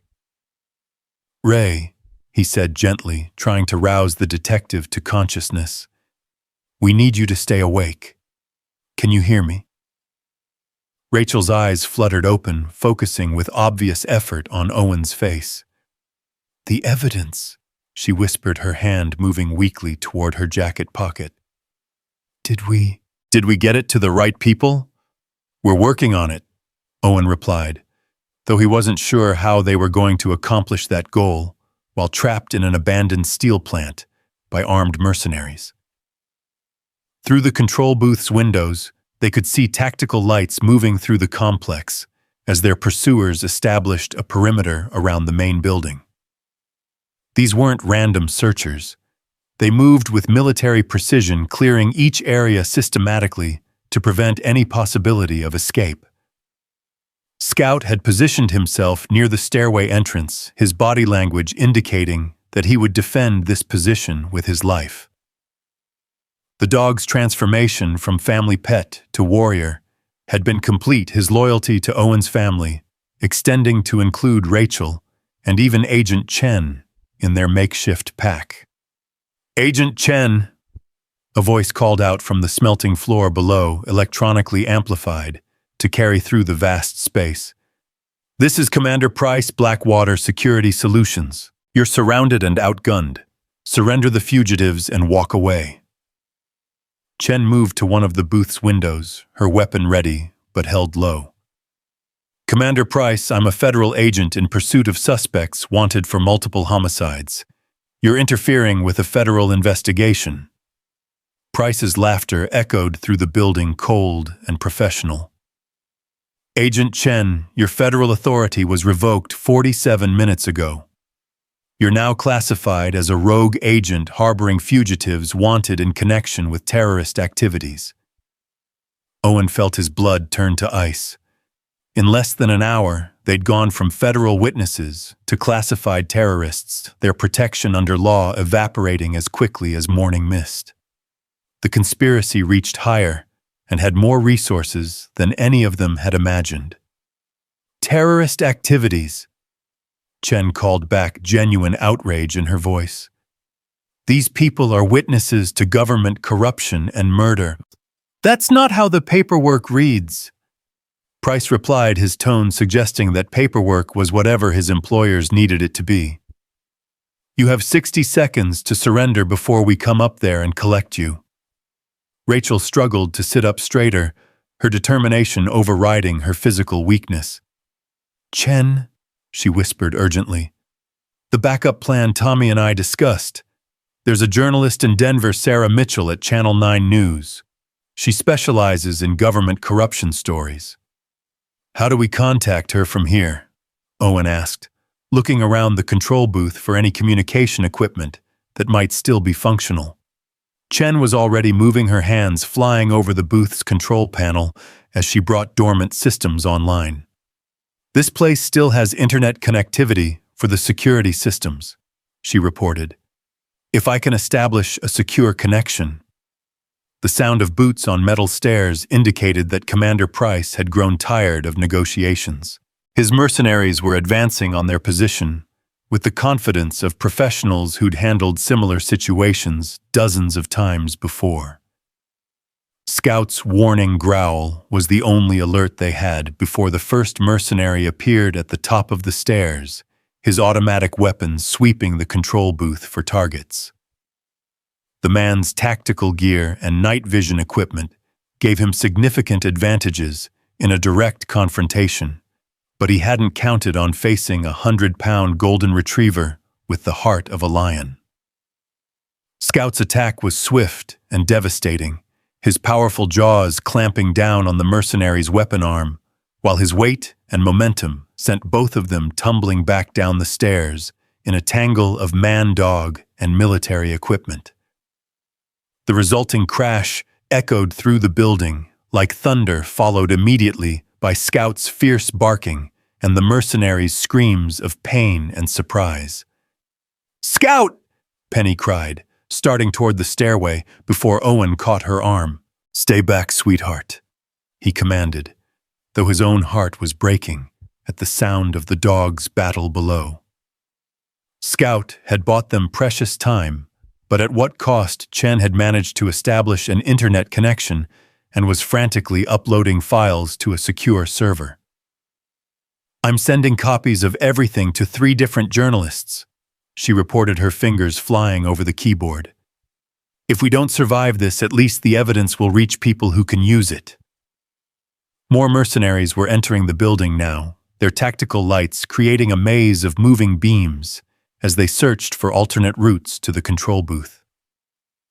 Owen could hear them coordinating through radio communications, their professional calm, indicating that Scout's fierce resistance had only temporarily disrupted their assault. Rachel pulled herself to her feet, swaying dangerously, but determined to contribute to their defense. "There's a service tunnel that connects to the next building," she said, pointing to a maintenance access panel in the booth's rear wall. "Tommy showed me the blueprints when we were investigating the complex for possible criminal activity."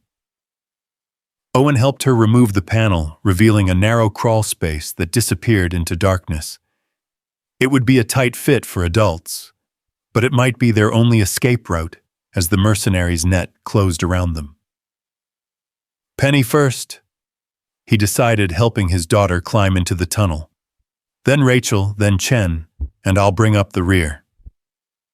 But Rachel was shaking her head, her eyes filled with the determination that reminded Owen of Sarah during her final battle with cancer. "I'm not going to make it much further, Owen. My injuries are too severe and I'll only slow you down." "We're not leaving you," Owen replied firmly, the same words he'd spoken in the cave when she'd tried to sacrifice herself for their safety. "You have to," she insisted, pressing a small device into his hands. "This is a backup GPS locator that shows the burial sites of Henderson's victims. Combined with the audio recordings, it's everything the journalists will need to expose the entire conspiracy." The sound of Scout's continued barking indicated that the dog was still fighting somewhere in the building below, his courage buying them precious time even while outnumbered and outgunned. Owen's heart swelled with pride and terror in equal measure. Scout was proving himself to be the guardian angel that Sarah had always said he was. Chen finished uploading the files and began destroying the computer equipment to prevent the mercenaries from accessing their communications. "Upload complete," she reported. "Sarah Mitchell in Denver now has everything she needs to break this story wide open." Through the control booth's windows, Owen could see additional vehicles arriving at the steel plant. Not more mercenaries, but what appeared to be federal agents in standard FBI tactical gear.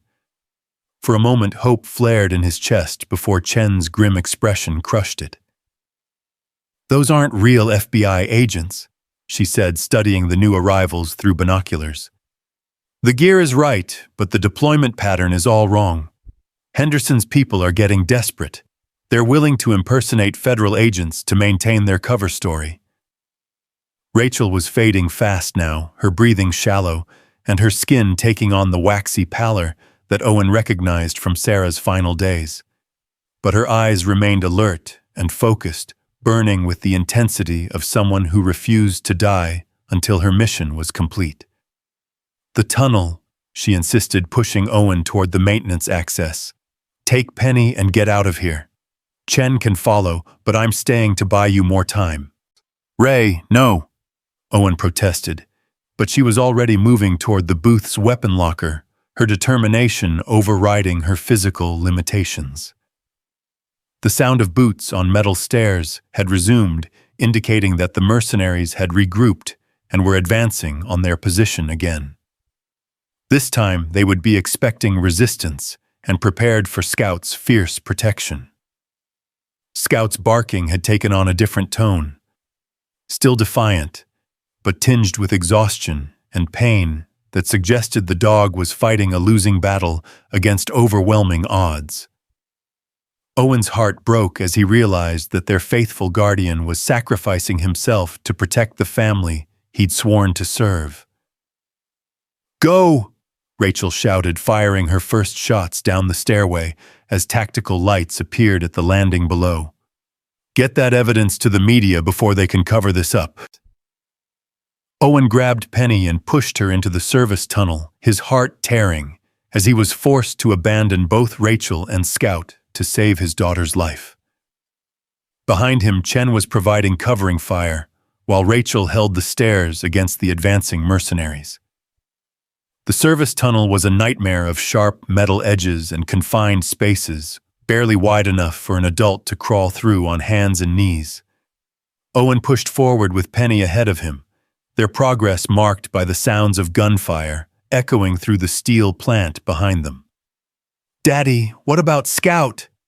Penny asked, tears streaming down her face as they crawled through the darkness. "Scout's doing what he was trained to do," Owen replied, though his own voice broke with emotion. "He's protecting us, just like your mom would have wanted." They emerged from the tunnel in the adjacent building, a smaller structure that housed the plant's electrical systems and maintenance equipment. Through the windows, Owen could see that the mercenaries had surrounded the main building, their tactical lights creating an almost daylight-bright illumination around the control booth. The sound of sustained gunfire indicated that Rachel and Chen were still alive and fighting, but Owen knew they were vastly outgunned and couldn't hold out much longer. Every second that passed was purchased with the blood of people who'd chosen to sacrifice themselves for justice. Agent Chen's voice came through on a radio she'd given Owen before they separated. "Owen, do you copy? We've bought you about 5 minutes, but they're bringing up heavy equipment. You need to get to a vehicle and get that evidence to Denver." "What about you and Rachel?" Owen asked, though he already knew the answer. "We'll hold them as long as we can," Chen replied, the sound of automatic weapon fire nearly drowning out her words. "Just make sure our sacrifice means something." Owen found a maintenance vehicle in the electrical building's garage, an old pickup truck with keys hanging from the ignition and enough fuel to reach Denver if they drove carefully. As he helped Penny into the passenger seat, the sound of an explosion rocked the main building, sending debris raining down across the steel plant complex. "Agent Chen," Owen called into the radio, but received only static in response. Through the pickup's rear window, he could see flames beginning to spread through the control booth area of the main building. The mercenaries had used explosives to end the standoff, eliminating the witnesses who could testify against their employers. But as Owen started the truck's engine and prepared to flee into the Montana darkness, a familiar sound reached his ears over the roar of flames and shouting voices. Scout's bark weaker now, but still defiant, still fighting to protect his family even in the face of overwhelming odds. Owen made a decision that would have made Sarah proud. Instead of fleeing immediately, he drove the maintenance truck toward the main building, following the sound of scouts barking to a loading dock, where smoke was beginning to pour through broken windows. The dog appeared through the smoke like a golden ghost. His coat singed and his left front leg obviously injured, but his eyes still bright with determination and loyalty. Behind him, moving with desperate urgency, came Rachel and Agent Chen, both wounded but alive. "I thought you were dead," Owen shouted, jumping from the truck to help them climb into the cargo bed. "Takes more than a few mercenaries to kill a federal agent." Chen gasped, blood streaming from a head wound, but her service weapons still ready for action. Rachel was barely conscious, supported entirely by Chen's strength, but she managed to press another item into Owen's hands. "Insurance policy," she whispered. "Hidden camera, everything recorded, including Price's confession about the conspiracy." Scout leaped into the truck bed despite his injuries, immediately positioning himself to guard Rachel and Chen, while Owen drove them away from the burning steel plant. Behind them, explosions continued to rock the complex as the mercenaries destroyed evidence of their presence. "Where now?" Owen asked, as they reached the complex's main gate, noting that additional vehicles were converging on their location from multiple directions. "Airport," Chen replied weakly. "I have contacts in the Denver field office, people who aren't part of this conspiracy. If we can get on a plane." But their escape route was already compromised. Black SUVs were moving to block the highway exits, their occupants coordinating through radio communications to create an inescapable net around the fleeing witnesses. Owen made another split-second decision, turning the truck toward a service road that led into the Yellowstone River Valley. The road was barely more than two parallel ruts, used primarily by ranchers and hunters who needed access to the remote areas along the river. "This isn't the way to the airport," Chen observed, though her tone suggested she trusted Owen's judgment, despite not understanding his plan. "We're not going to the airport," Owen replied, his eyes scanning the darkness ahead for the landmark he remembered from childhood camping trips with his father. "We're going somewhere Henderson's people will never think to look." The service road wound through increasingly rough terrain, forcing Owen to drive slowly to avoid damaging the truck's suspension on the rocky surface. Behind them, the lights of their pursuers had fallen back, suggesting that the mercenaries were reluctant to follow them into the wilderness, where their technological advantages would be neutralized. Scout's injuries were more serious than Owen had initially realized. The dog was breathing heavily and favoring his left side, suggesting possible internal damage from his battle with the mercenaries. But his eyes remained alert and focused, constantly scanning their surroundings for new threats. "There," Owen pointed ahead to where a cluster of lights marked a small ranch nestled in the valley. "The Morrison place. Jack Morrison was my father's best friend. If anyone can help us, it's him." But as they approached the ranch, Owen's heart sank. The lights were too bright and too organized, suggesting that this wasn't the peaceful family ranch he remembered from his youth. Henderson's people had anticipated his move, using their knowledge of local connections to set another trap. "It's an ambush," Chen confirmed her training, allowing her to recognize the tactical deployment of vehicles and personnel around the ranch buildings. "They know you better than we thought." Rachel stirred in the truck bed, her consciousness flickering as her body fought to stay alive long enough to see justice done. "The old ranger station," she whispered, her voice barely audible over the truck's engine. 15 miles northwest. Tommy and I used it as a safe house during the investigation." Owen knew the place she meant. An abandoned fire lookout tower that had been built during the 1950s and forgotten when modern satellite monitoring made such structures obsolete. It was remote enough to provide temporary sanctuary while they figured out how to get the evidence to Denver. The drive to the ranger station was a nightmare of rough terrain and mechanical problems with the old maintenance truck struggling to navigate rocky slopes and fallen trees that blocked the primitive road. More than once, Owen had to get out and clear obstacles by hand, while Chen provided security with her weapon, and Scout stood guard despite his injuries. When they finally reached the ranger station, Owen was relieved to find that the building was exactly as he remembered. Isolated, defensible, and equipped with emergency communication equipment that might still be functional after decades of abandonment. The station consisted of a 2-story lookout tower with living quarters on the ground floor and an observation deck surrounded by windows on the upper level. Solar panels installed during the building's active years still provided limited electrical power, and a backup radio system offered the possibility of contacting the outside world. Owen helped carry Rachel into the ground floor living area, while Chen secured the perimeter and assessed their tactical situation. Scout limped alongside them, his determination unchanged, despite obvious pain from his injuries. "We can't stay here long," Chen observed as she examined the station's defensive possibilities. "This location offers good visibility, but we're trapped if Henderson's people find us."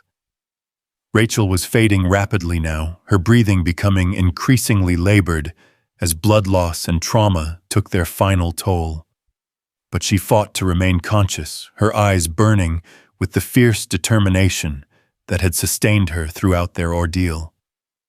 "The evidence," she insisted, gripping Owen's hand with surprising strength.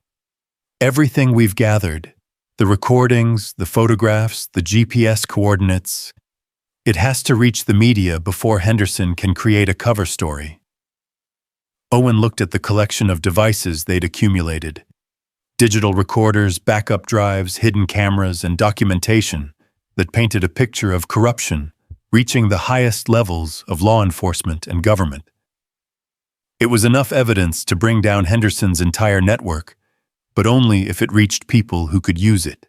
"I'll get it to Sarah Mitchell in Denver," Owen promised, though he had no idea how he was going to accomplish that goal, while trapped in an abandoned ranger station with injured companions and limited resources. Scout had positioned himself near one of the station's windows, his ears perked and alert despite his injuries. The dog's behavior suggested that their pursuers were still searching, probably expanding their net to include all possible hideouts in the area. Chen was working with the station's radio equipment, trying to establish contact with federal agents who might not be compromised by the conspiracy. Her efforts were hampered by outdated technology and atmospheric interference, but she persisted with the determination of someone who understood that failure meant death for everyone in the station. "I'm getting something," she reported, adjusting the radio's frequency controls. "Weak signal, but it might be the Denver field office." But before she could establish clear communication, Scout's warning growl indicated that their sanctuary had been compromised. Through the observation deck windows, Owen could see lights moving through the forest below, multiple vehicles converging on the ranger station with military precision. "How did they find us so fast?" Owen asked, his heart sinking as he realized they were about to face their final confrontation with Henderson's mercenaries. Rachel struggled to sit up, her face pale, but her eyes filled with grim understanding. "The GPS tracker in the evidence devices," she whispered. "Henderson's people must have remote access to the tracking systems. They've been following the evidence all along." The realization hit Owen like a physical blow. Every piece of electronic evidence they'd gathered was broadcasting their location to the very people they were trying to expose. Their proof of the conspiracy had become the instrument of their destruction. "Turn them off," Chen commanded, but Rachel was already shaking her head weakly. "Too late," she replied. "And even if we could disable them, we'd lose the evidence that cost Tommy his life. Those recordings are the only thing standing between Henderson and complete victory." Through the ranger station's windows, Owen could see that they were completely surrounded by armed mercenaries who had learned from their earlier encounters. This time, there would be no dramatic escapes or last-second rescues, just a final accounting between justice and corruption in the Montana wilderness. Scout moved to stand beside Owen, the injured dog's loyalty unshaken, despite everything they'd endured together. Penny pressed close to her father's side, her small hand gripping his jacket as she tried to be brave in the face of overwhelming danger. Agent Chen checked her weapon one final time, her expression grim but determined. "At least we got copies of the evidence uploaded to the media," she said. "Even if we don't make it out of here, the truth will eventually come to light." But Owen wasn't ready to give up. Looking at his daughter's frightened face, Rachel's fading determination, and Scout's unwavering loyalty, he realized that sometimes the most important battles weren't won through superior firepower or tactical advantage. Sometimes they were won through the simple refusal to surrender in the face of impossible odds. As Commander Price's voice echoed through the forest, demanding their immediate surrender, Owen Carter prepared to make his final stand in defense of his family and the truth that had cost so many lives to uncover. The ranger station's lights flickered once in the Montana darkness, a beacon of defiance against the corruption that had infected every level of law enforcement. Outside, armed mercenaries prepared for their final assault, confident that overwhelming force would silence the witnesses who threatened to expose decades of criminal conspiracy. But inside the station, surrounded by the people and dog who had become his family through shared danger and sacrifice, Owen Carter wasn't thinking about defeat. He was thinking about Sarah's words echoing across the years with perfect clarity. "You can't walk past someone who needs help, Owen. That's not who we are." The truth needed help. Justice needed help. And Owen Carter had never walked away from someone in need. The standoff began at precisely 3:47 a.m. with Commander Price's mercenaries forming a perfect tactical circle around the ranger station, while Owen Carter stood at the observation deck windows, watching death approach with military precision. The floodlights they'd positioned transformed the forest clearing into a harsh theatrical stage where the final act of their desperate flight would play out under the Montana stars. "Owen Carter!" Price's voice boomed through electronic amplification, professional and cold as winter steel. "You have 60 seconds to surrender the evidence and walk out with your hands visible. This is your final opportunity to end this peacefully." Owen looked down at his daughter Penny, who sat beside Rachel's makeshift bed, where the dying detective fought to maintain consciousness through sheer force of will. Scout lay protectively between them, his golden coat matted with blood from his injuries, but his intelligent eyes still alert and watchful. "What do we do, Daddy?" Penny asked, her voice small but steady. Throughout their ordeal, she'd shown remarkable courage for an 8-year-old, never complaining, despite the terror and exhaustion that must have been overwhelming her young mind. Agent Chen was positioned near the radio equipment, still trying to establish contact with federal agents who might not be compromised by the conspiracy. Static filled the air as she worked desperately to reach someone, anyone, who could provide backup or at least document what was about to happen in this forgotten corner of the Montana wilderness. 45 seconds, Carter." Price continued his patience, clearly wearing thin. "My employers want this situation resolved quickly and quietly. Don't make this harder than it needs to be." Rachel stirred on her improvised bed, her eyes opening with obvious effort. "Owen," she whispered, her voice barely audible but filled with urgent intensity. "The backup transmitter. In my jacket pocket. Tommy installed it in case we ever got separated." Owen found the device she mentioned, a small emergency beacon that could broadcast on multiple frequencies simultaneously. It was designed for search and rescue operations, capable of transmitting location data and basic messages to any receiving station within a 100-mile radius. "What good will that do us?" Owen asked, though he was already examining the device's controls. Channel 7. Rachel breathed, her strength fading rapidly. Sarah Mitchell, monitoring emergency frequencies for breaking news stories. If we can get a message through. Chen looked up from the main radio with sudden understanding. She's right. Investigative journalists often monitor emergency bands for developing stories. If we broadcast on multiple channels simultaneously. 20 seconds, Carter. Price's voice cut through their planning. Final warning. Owen made a decision that would have made Sarah proud. Instead of surrendering the evidence that had cost so many lives to gather, he activated Rachel's emergency transmitter and began broadcasting on every frequency the device could reach. This is Owen Carter broadcasting from the abandoned Yellowstone River Ranger Station.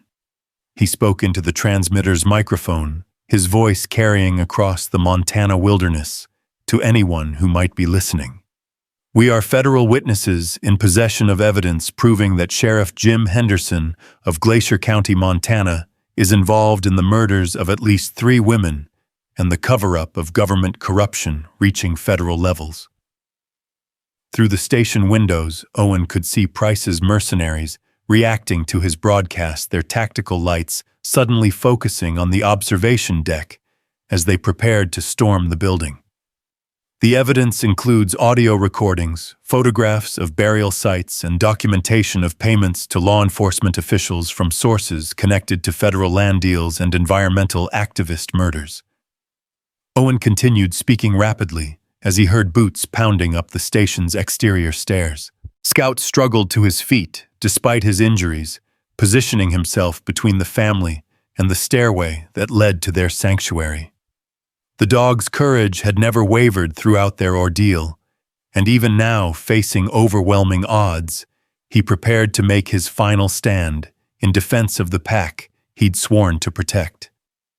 Agent Sarah Chen of the FBI is with us, along with Detective Rachel Brooks, who originally uncovered this conspiracy while investigating the disappearances of Jessica Winters, Maria Santos, and Carla Thompson.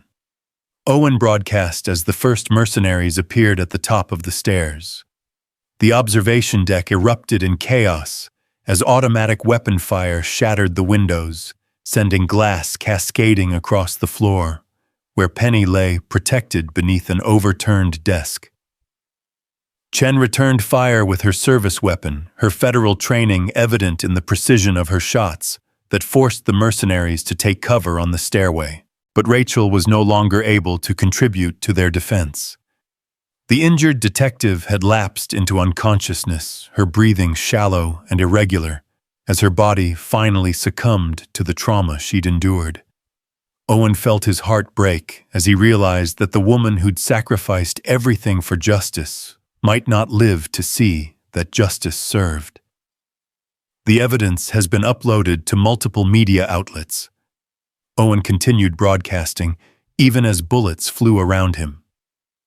Sarah Mitchell at Channel 9 News in Denver has copies of everything, including GPS coordinates of burial sites and audio recordings of Sheriff Henderson planning to eliminate witnesses. Price's voice came through a bullhorn from the forest clearing below, filled with frustrated rage. "Cut the transmission lines. I want all communication from that station terminated immediately." But Owen's broadcast was already reaching its intended audience. Through the static and chaos, Agent Chen's radio crackled to life with an incoming transmission from the Denver FBI field office. "This is Assistant Director Williams' Denver field office," a clear, authoritative voice announced. "We have multiple units en route to your location. Hold your position and continue transmitting evidence details for the record." The tide of battle began to shift as the sound of helicopter rotors echoed across the valley, growing louder with each passing second. Through the smoke and confusion, Owen could see Price's mercenaries looking uncertainly at each other, their professional confidence shaken by the arrival of legitimate federal backup. "Sir, we have incoming federal aircraft," one of Price's men reported through their tactical radio system. multiple helicopters, possibly a full tactical response team. Price's response was immediate and ruthless. Eliminate the witnesses now before federal agents can take them into custody. Use whatever force is necessary. The mercenaries' assault intensified with explosive charges, detonating against the station's ground floor, while automatic weapon fire raked the observation deck. But Scout's warning had given Owen precious seconds to position his family behind the station's reinforced communications equipment, thick steel housings that provided protection against small arms fire. Agent Chen had taken a bullet in her left shoulder, but continued returning fire with grim determination, her federal training evident in every calculated shot. "They're trying to destroy the building," she called out over the noise of battle. "We need to get to a more defensible position." But there was nowhere left to retreat. The ranger station was surrounded, its ground floor compromised by explosives and its observation deck under constant fire from multiple directions. They were trapped in a small space with limited ammunition, facing professional killers who had orders to leave no witnesses alive. That's when Scout made his final heroic decision. The injured golden retriever looked at Owen with intelligent eyes that seemed to convey a lifetime of love and loyalty in a single glance. Then, with a courage that would have made Sarah weep with pride, Scout charged down the stairway toward the advancing mercenaries, his powerful bark echoing through the station like a battle cry. "Scout, no!" Penny screamed, but the dog was already among the enemy, his 100 pounds of muscle and determination wreaking havoc among men who'd been trained to fight humans, not a furious golden retriever defending his family. The distraction Scout created was exactly what Owen and Chen needed. While the mercenaries struggled to deal with the dog's unexpected assault, federal helicopters descended on the clearing, with searchlights blazing and loudspeakers demanding immediate surrender from all armed personnel. "Federal agents," the helicopter loudspeakers boomed. "This is the FBI. Lay down your weapons and surrender immediately." Price's mercenaries found themselves caught between Scout's ferocious attack from below and the arrival of legitimate federal backup from above. Several of them made the practical decision to surrender immediately, dropping their weapons and raising their hands as FBI tactical teams repelled from the helicopters. But Commander Price himself wasn't ready to give up. Drawing his sidearm, he advanced toward the ranger station with the desperate determination of a man who knew that capture meant life in federal prison. His target was clear: eliminate Owen Carter and the evidence that could destroy his employer's carefully constructed conspiracy. Scout intercepted Price at the base of the station stairs, the injured dog summoning reserves of strength and courage that seemed impossible given his condition. The confrontation between man and dog was brief but decisive ending, with Price's weapons skittering across the floor as Scout's powerful jaws clamped down on his gun arm. FBI agents stormed the station moments later, securing the scene and providing immediate medical attention to Rachel Chen and Scout. Owen held Penny close as federal medics worked to stabilize their injured companions, his heart breaking as he watched Scout receive emergency treatment for wounds that might prove fatal. "Is he going to be okay?" Penny asked through her tears, her small hand reaching toward the dog, who'd become the hero of their impossible journey.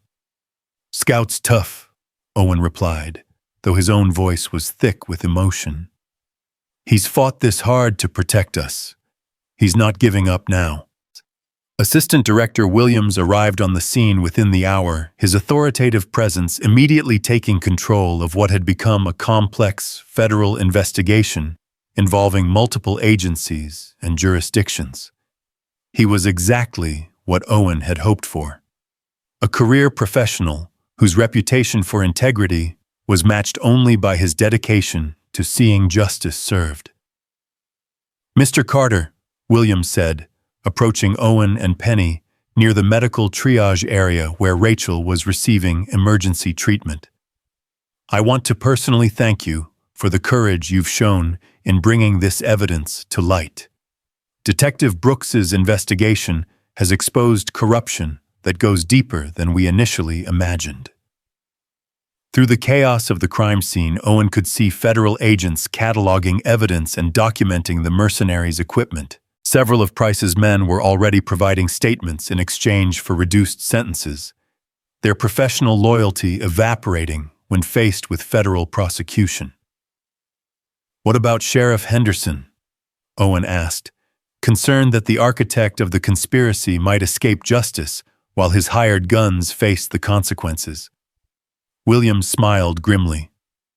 "Henderson was arrested 3 hours ago at a private airfield outside Kalispell, attempting to flee the country with several $1 million in cash and false identification documents. The evidence you provided gave us everything we needed for a federal warrant." Rachel stirred on her medical stretcher consciousness, returning as IV fluids and pain medication stabilized her condition. "Tommy," she whispered, her eyes searching for her murdered partner. "Did we get them? Did we get justice for Tommy?" "You got them all," Owen assured her, gripping her hand gently. "Henderson, his corrupt deputies, the federal officials who were covering for them. Your investigation exposed everything." Agent Chen, despite her shoulder wound, was already coordinating with federal prosecutors to ensure that all evidence was properly documented and preserved. Her dedication to seeing the case through to completion was absolute, even as medics insisted she needed immediate surgery to repair bullet damage. "The journalist in Denver, Sarah Mitchell," Chen reported to Williams. "She's already preparing a comprehensive expose based on the evidence we transmitted. This story is going to make national headlines within hours." But Owen's primary concern wasn't media coverage or federal prosecutions. It was the injured golden retriever who'd saved their lives repeatedly throughout their harrowing ordeal. Scout was receiving treatment from a veterinary specialist who'd been flown in specifically for the dog's care, but his injuries were severe. "The internal damage is significant," the veterinarian explained to Owen and Penny. "He has broken ribs, internal bleeding, and extensive soft tissue damage. But he's fighting hard, and golden retrievers are remarkably resilient dogs." Penny knelt beside Scout's treatment area, her small hand gently stroking the dog's head as he fought for his life. "You have to get better," she whispered to him. "Mommy would be so proud of how you protected us." Scout's tail managed a weak wag at the sound of Penny's voice, his intelligent eyes focusing on her face with the same devotion he'd shown throughout their journey. Even critically injured, the dog's primary concern was for the family he'd sworn to protect. Over the following hours, the full scope of Henderson's conspiracy became clear through federal investigation and media reporting. The corrupt sheriff had been running a criminal enterprise that included not only the murder of young women, but also illegal land deals, environmental cover-ups, and the elimination of activists who threatened powerful interests. 17 victims over the past 5 years, Williams reported as dawn broke over the ranger station crime scene. Women environmental activists, journalists, who were getting too close to the truth. Henderson and his network were responsible for all of them. The federal case expanded rapidly as more evidence emerged and additional suspects were arrested across multiple states.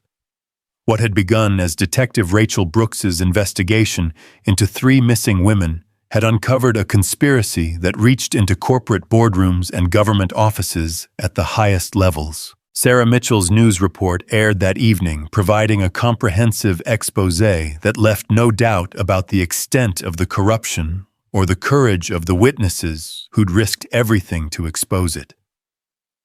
The story dominated national headlines for weeks, leading to congressional investigations and reforms in federal oversight of rural law enforcement. But for Owen Carter, sitting in a Denver hospital room 3 days later, the most important news had nothing to do with congressional hearings or media coverage. Scout had survived his surgery and was showing signs of recovery that his veterinarian called miraculous. "He's not going to be running through the mountains anytime soon," the veterinarian explained. "But with proper care and rehabilitation, he should make a full recovery. Golden retrievers have remarkable healing abilities when they have something important to live for." Rachel was recovering as well, her injuries serious, but no longer life-threatening. She would face months of physical therapy and psychological counseling to deal with the trauma of losing her partner and nearly dying herself. But her determination to see justice served had never wavered. "Tommy would be proud," she told Owen during one of his visits to her hospital room. "We got them all. Every corrupt official, every co-conspirator, every person who thought they were above the law." Agent Chen had already returned to duty despite her shoulder wound, leading the federal task force that was dismantling Henderson's network and building cases against dozens of co-conspirators. Her dedication to the investigation had earned her a promotion and recognition from FBI headquarters, but she insisted that the real heroes were the witnesses who'd refused to be silenced. The media attention was overwhelming at first, with reporters and documentary filmmakers seeking interviews about their harrowing experience. But Owen was more interested in returning to normal life with Penny and Scout, rebuilding their family after the trauma they'd endured together. 6 months later, Owen stood in the backyard of their new home in Billings, watching Penny throw a tennis ball for Scout, who was running with only a slight limp to remind anyone of his heroic ordeal. The dog's recovery had been complete, his spirit unbroken by the violence he'd faced in defense of his family. The house was a gift from the Federal Witness Protection Program, along with new identities and financial support to help them start fresh in a safe location. Henderson and his remaining conspirators were all serving life sentences in federal prison, their criminal network completely dismantled by the evidence Owen and his family had risked everything to preserve.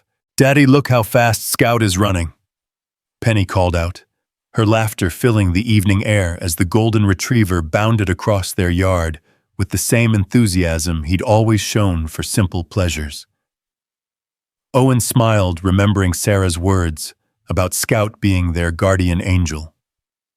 She'd been right in ways she never could have imagined, and he knew she would have been proud of the courage their dog had shown in protecting the family she'd left behind. Dr. Margaret Wells visited regularly, having become something of a surrogate grandmother to Penny and a trusted friend to Owen. The elderly medic had faced no consequences for helping them escape her reputation in the community, too solid for Henderson's surviving allies to challenge. "That dog of yours is special," she observed during one visit watching Scout play with Penny in the backyard. "I've seen a lot of animals in my time, but I've never seen loyalty and courage like his." Rachel Brooks had accepted a position with the FBI's Public Corruption Unit, using her experience and knowledge to investigate similar cases across the country. She visited Owen and Penny every few months, maintaining the bond forged during their desperate flight through the Montana wilderness. "How are you adjusting to federal life?" Owen asked during her latest visit. "It's different from small-town policing," Rachel admitted, "but the work is important. Every corrupt official we expose, every conspiracy we unravel, it's justice for victims like Jessica, Maria, and Carla." She paused, watching Scout demonstrate a new trick for Penny's delight. "And it's a tribute to Tommy's memory. He died trying to uncover the truth, and now that truth is making a difference across the country." The legal proceedings continued for over 2 years, with federal prosecutors building cases against every member of Henderson's network. The corruption had reached deeper than anyone had initially suspected, involving mining companies, logging interests, and federal officials who'd been willing to cover up murder to protect their financial interests. Commander Price and his mercenaries faced federal charges for attempted murder of federal witnesses, with several accepting plea agreements in exchange for testimony against their employers.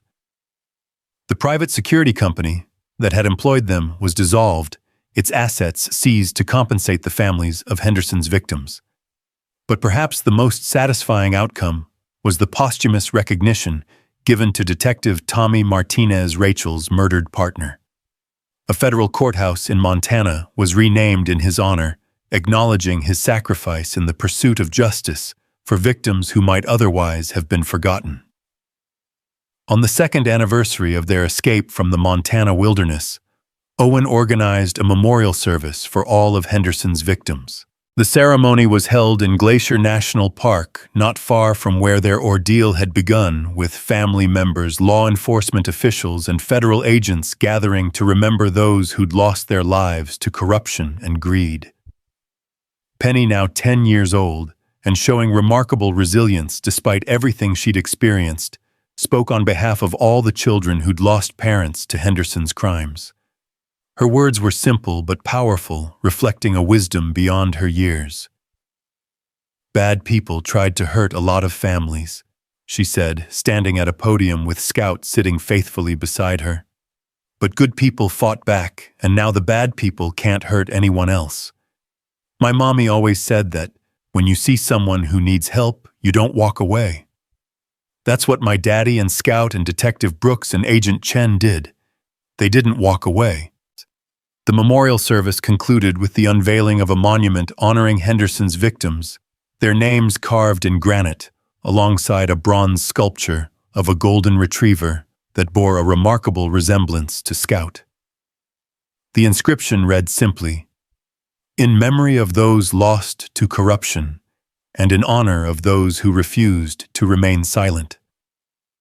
Owen knelt beside the monument after the ceremony, concluded, his hand resting on Scout's head as they paid their respects to the victims whose deaths had started the chain of events that changed their lives forever.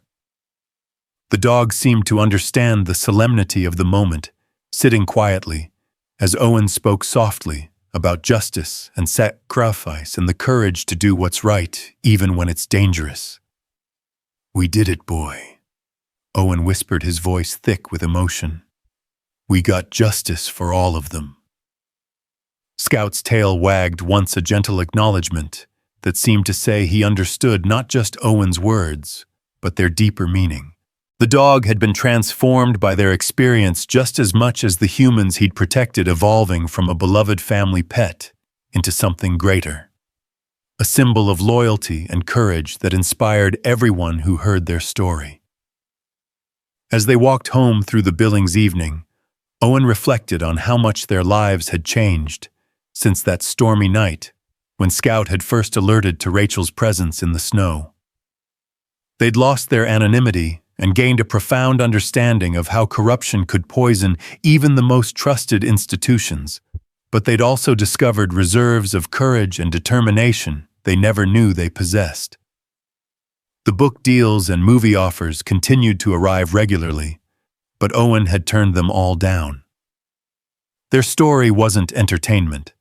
It was a testament to the courage of ordinary people who'd refused to let evil triumph, and he wasn't interested in profiting from the suffering of Henderson's victims. Instead, he'd established a foundation in Sarah's memory that provided support to families of law enforcement officers who'd been killed or injured while investigating corruption. Rachel served on the foundation's board, along with Agent Chen and several other federal officials who'd been inspired by their story. Dr. Margaret Wells had become the foundation's primary medical consultant, using her military experience to help families cope with trauma and loss. Her dedication to helping others heal reflected the same compassion she'd shown on that desperate night when Owen had appeared at her door, seeking help for an injured stranger. The foundation's first major project was funding scholarships for children who'd lost parents to violence or corruption, ensuring that tragedy wouldn't prevent them from pursuing their dreams. Penny had suggested the scholarship program, arguing that education was the best way to prevent future corruption by creating informed citizens who couldn't be easily deceived. Tommy Wells. Dr. Wells's nephew, who'd helped them escape in his lumber truck, had become a regular volunteer with the Foundation's transportation services, helping families travel to court proceedings or medical appointments. His contribution to their survival had been crucial, and he remained committed to supporting other families facing similar crises. Agent Sarah Chen had been promoted to lead the FBI's expanded Rural Corruption Task Force, a federal program created in direct response to the Henderson case. Her work had led to the investigation and prosecution of corrupt officials in dozens of counties across multiple states, breaking up criminal networks that had operated with impunity for decades. The Henderson case changed everything, Chen explained during a foundation fundraising event. It showed us that corruption in rural areas wasn't just a local problem. It was connected to national networks that required federal resources to combat effectively. She paused to watch Scout demonstrate his therapy dog skills with children whose parents were serving overseas. The Golden Retriever, having been certified to provide emotional support to families dealing with trauma and separation. But more than that, Chen continued, it showed us the power of ordinary citizens who refused to be intimidated by corrupt authority. Owen Carter and his family could have stayed silent, could have tried to forget what they'd witnessed. Instead, they chose to fight for justice, and that choice saved countless lives. The ripple effects of their story continued to spread, inspiring reforms in law enforcement oversight and federal investigation procedures. Congressional hearings had led to new legislation requiring federal review of suspicious patterns in rural missing person cases, ensuring that future victims wouldn't be forgotten or ignored. International law enforcement agencies had also taken notice, using the Henderson case as a model for investigating similar corruption in their own countries. The story of a single father, his daughter, and their loyal dog standing up to government corruption had resonated far beyond American borders, becoming a symbol of resistance to tyranny and injustice worldwide. But perhaps the most meaningful recognition came from an unexpected source.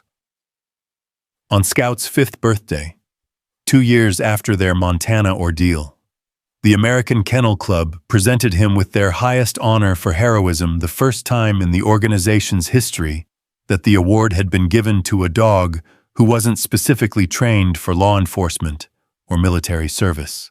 Scout represents the best qualities of the Golden Retriever breed, the AKC president announced during the ceremony. Loyalty, intelligence, courage, and an instinctive desire to protect those who cannot protect themselves. His actions during the Henderson investigation exemplify everything we hope to see in the human-canine bond. Scout accepted the award with typical Golden Retriever grace, his tail wagging enthusiastically as children from the audience were invited to meet him and hear about his adventures. His story had become a favorite in elementary schools across the country, inspiring young people to stand up for what's right, even when it's difficult or dangerous. As evening approached on that special day, Owen sat on his back porch, watching Scout play with Penny and several of her friends, the dog's energy and enthusiasm showing no signs of diminishing despite his advancing age and the trauma he'd endured. The Golden Retriever had not only survived their ordeal, but had thrived, becoming an even more remarkable animal through his experiences. The phone rang, interrupting Owen's peaceful observation of the backyard festivities. Rachel's voice came through clearly, calling from her FBI field office in Washington, where she was briefing congressional investigators about a new corruption case her team had uncovered. "I wanted to call and wish Scout a happy birthday," she said, her voice warm with affection for the dog who'd saved all their lives. "Is he enjoying his party?" "He's in heaven," Owen replied, watching Scout patiently allow a group of 5-year-olds to decorate him with birthday ribbons and bows. "I think he enjoys being the center of attention." "He's earned it," Rachel said simply. "Have you given any more thought to that documentary proposal, the one that wants to donate all proceeds to the foundation?" Owen had been considering the offer for months. Unlike the commercial entertainment proposals he'd rejected, this documentary would focus on the victims of Henderson's crimes and the systematic reforms that had resulted from their exposure. All profits would support the Foundation's work, helping other families facing similar crises. "I think Sarah would approve," he said, finally making his decision. "If it helps other families and honors the victim's memory, then we should do it." The documentary, when it was finally completed 2 years later, won several awards for investigative journalism and social impact. But more importantly, it led to additional legislation strengthening federal oversight of local law enforcement and providing better protection for witnesses who reported corruption. Scout made several appearances during the documentary's promotional tour, his presence serving as a powerful reminder of the loyalty and courage that had made their survival possible. The golden retriever had become something of a celebrity, but he seemed most comfortable when he was simply being a family dog playing with Penny, or accompanying Owen on their daily walks through their Billings neighborhood. On quiet evenings, Owen often found himself thinking about the chain of events that had started with a simple drive to visit his mother during a Montana blizzard. If Scout hadn't alerted to Rachel's presence, if they'd driven past without stopping, if they'd chosen to remain silent about what they'd witnessed, how many more people would have died at Henderson's hands? "Sometimes I wonder what would have happened if we'd made different choices," he admitted to Dr. Wells during one of her visits. The elderly medic smiled, watching Scout demonstrate his latest trick for Penny's friends.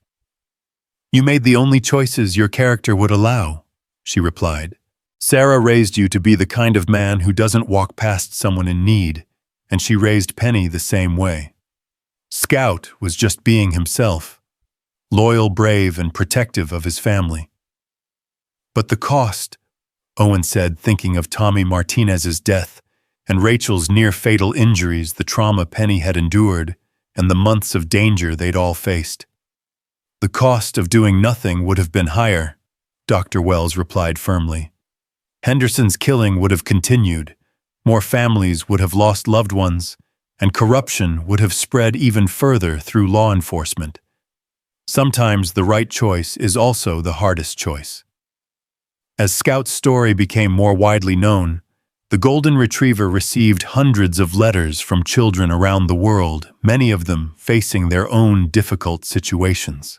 Owen and Penny made it a weekly tradition to read some of the letters together, with Scout sitting between them, as if he understood the importance of his correspondence. One letter from a young girl in rural Kentucky, whose father had been threatened for reporting local corruption, particularly moved them all.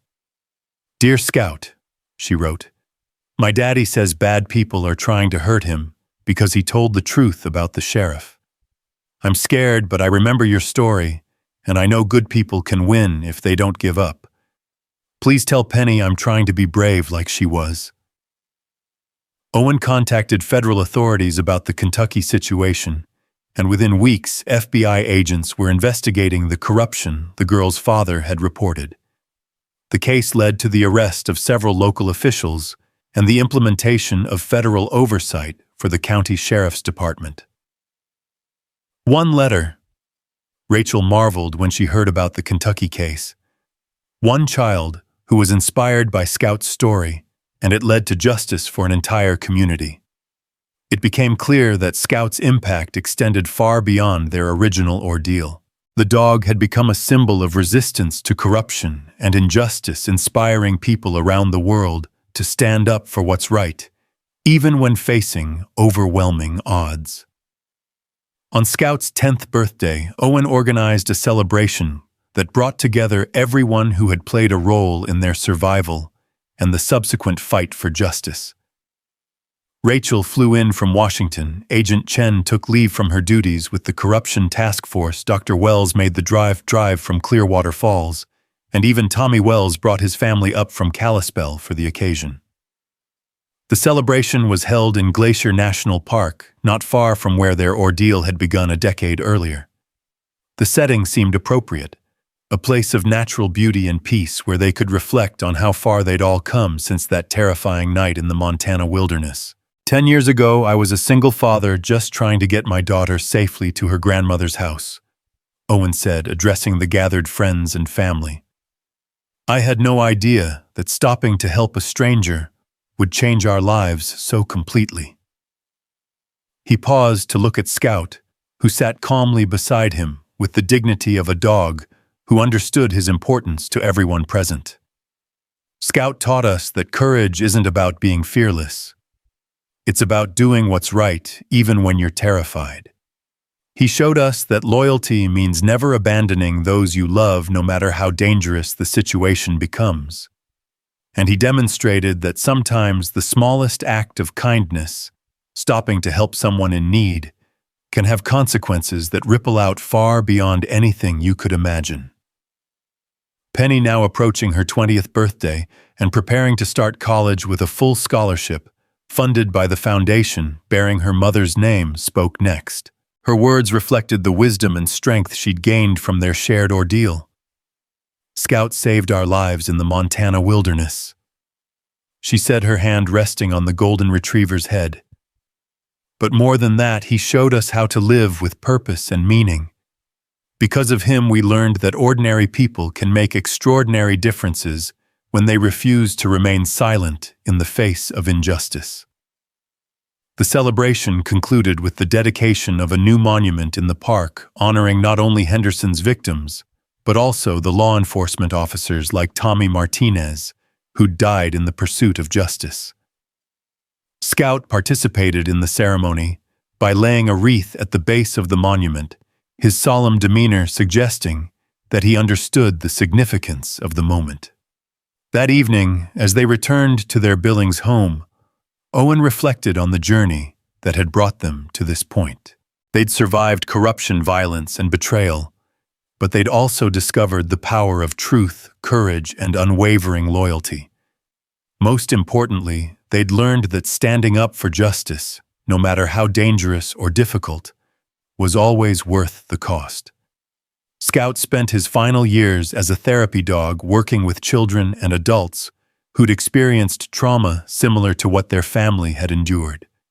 His gentle presence provided comfort to countless families, and his story continued to inspire people facing their own battles against injustice and corruption. When Scout finally passed away peacefully, at the age of 14, surrounded by the family he'd protected and served so faithfully, the outpouring of grief and gratitude was overwhelming. Letters arrived from around the world, sharing stories of how Scout's example had inspired people to stand up for what's right in their own communities. The funeral service was held in Glacier National Park, with hundreds of people attending to pay their respects to a dog who had become a symbol of courage and loyalty. Federal agents, journalists, corruption investigators, and ordinary citizens who'd been inspired by Scout's story all came to honor his memory. Scout was more than a dog, Agent Chen said during the service.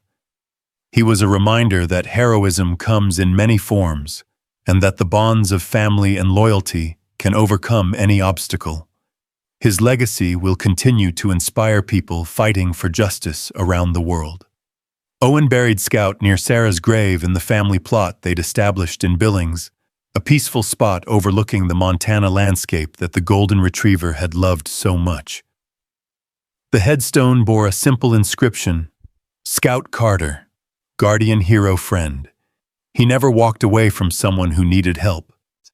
In the years that followed, the foundation continued to grow and expand its mission, helping families across the country who faced threats for reporting corruption or standing up to injustice.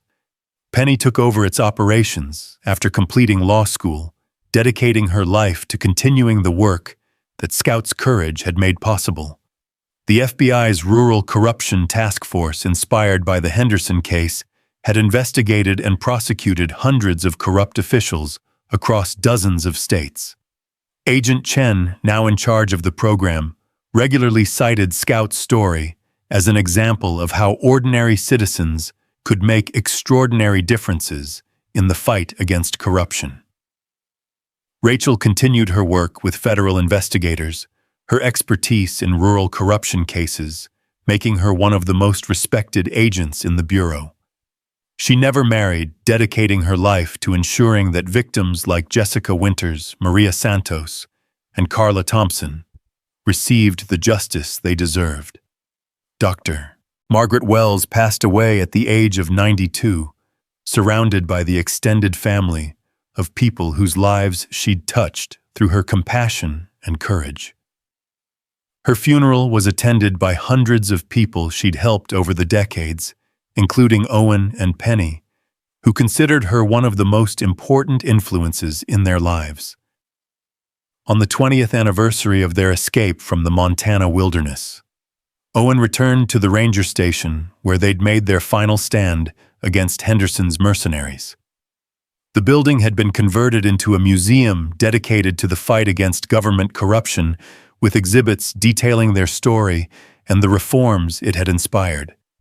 Standing in the observation deck where Scout had made his heroic charge against overwhelming odds, Owen could almost hear the golden retriever's bark echoing through the years, a sound of defiance and courage that would never be forgotten.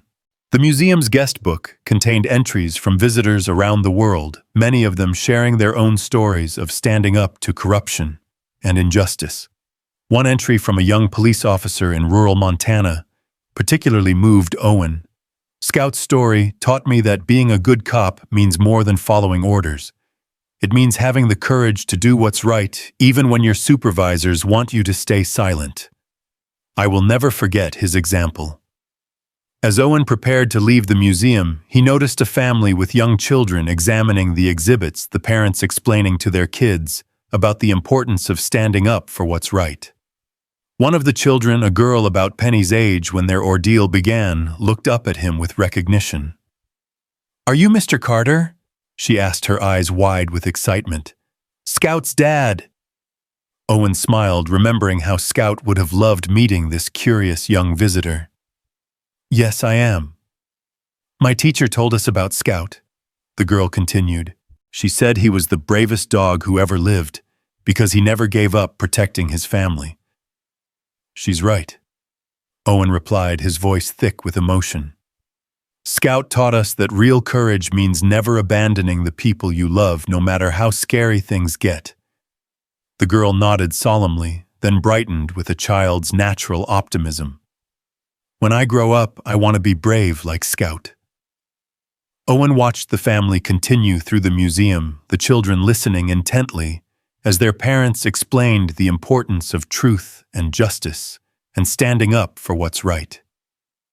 He realized that Scout's legacy would continue through these young people and countless others who'd been inspired by his story. Walking out of the museum into the Montana sunshine, Owen felt Sarah's presence as clearly as if she were walking beside him. He could almost hear her voice warm with pride and love. "You did good, Owen. You and Scout and Penny. You all did exactly what needed to be done."